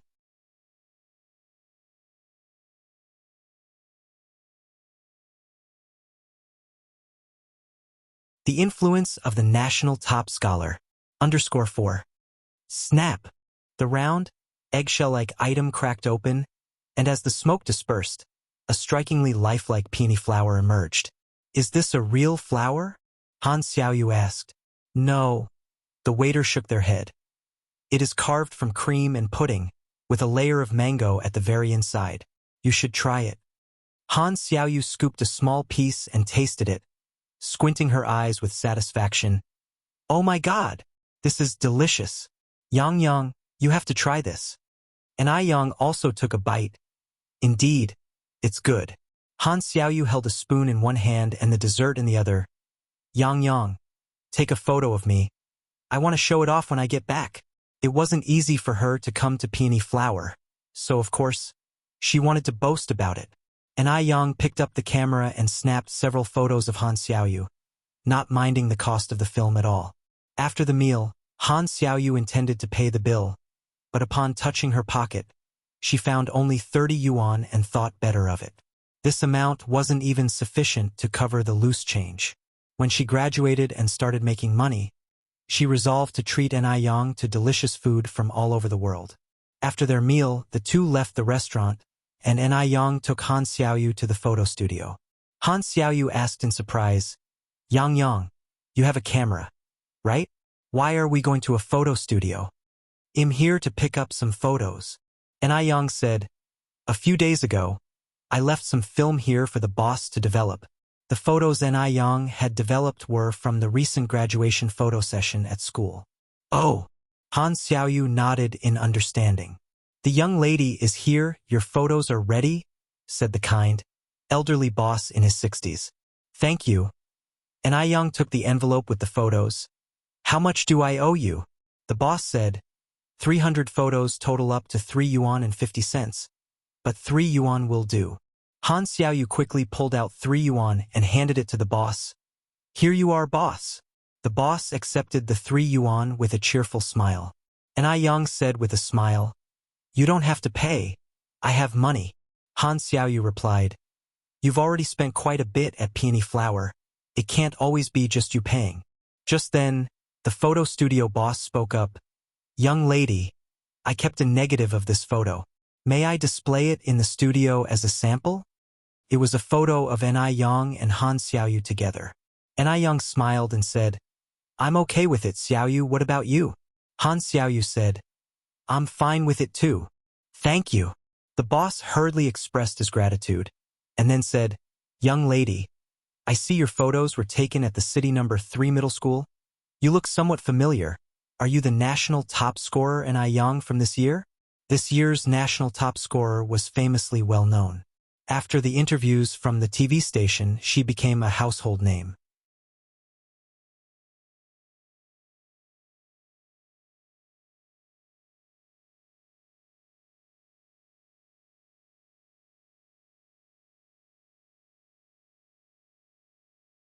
Absolutely gorgeous. Junior sister. Junior sister. Wang Ziki stood at the door knocking. "Ziki is here." The one who opened the door was old Madame Zheng. "Elder Du and Miss Du are here too. Come in." Elder Du's reputation was influential within 10 miles. Even nonagenarians would address him respectfully. Elder Du said modestly, "In your presence, I am the junior. You can just call me Xiaodu." Du Jiaojiao also smiled and said, "Grandma, my name is Du Jiaojiao. Just call me Jiaojiao." Old Madame Zhang didn't bother with further pleasantries and led them inside. Once inside the Ni family courtyard, Du Jiaojiao couldn't help but admire how beautiful the small courtyard was designed, especially those 2 rows walls. They were just stunning. Old Madame Zhang laughed. "This yard and house were designed by Yang Yang." "Really?" Du Jiaojiao exclaimed in surprise. Old Madame Zhang nodded. "This child takes after her maternal grandfather. She loves to be creative and adores flowers and plants." Elder Du observed the courtyard discreetly and noticed that not only was the design appealing, but the feng shui setup was also very clever, interconnected throughout. It seemed her claims of knowing fortune-telling did indeed hold some merit. Inside, Shangguan Granny was teaching little Ni Yun an ancient poem. Upon the guest's arrival, she immediately stood up. "Elder Du, Miss Du are here. You're too polite, just call me Xiaodu." Elder Du repeated what he said to old Madame Zheng. Du Jiaojiao also smiled and suggested they call her by her name. Little Ni Yun was very outgoing and immediately ran over to grab Du Jiaojiao's skirt, saying, "Hello, beautiful sister." Du Jiaojiao generally didn't like children much, since they tended to cry, which she found annoying, but upon seeing the adorable little Yun Yun, she was instantly full of maternal affection. Mainly because being called beautiful sister was just too pleasing. You must be little Yun Yun, right? Du Jiao Jiao picked up little Ni Yun. If you find any errors, ads pop up, ads redirect, broken links, non-standard content, etc., please let us know report so we can fix it as soon as possible. You're tuning in to the Legend of the Vagabond YouTube channel. Don't forget to subscribe and join us on this journey to catch the most captivating stories.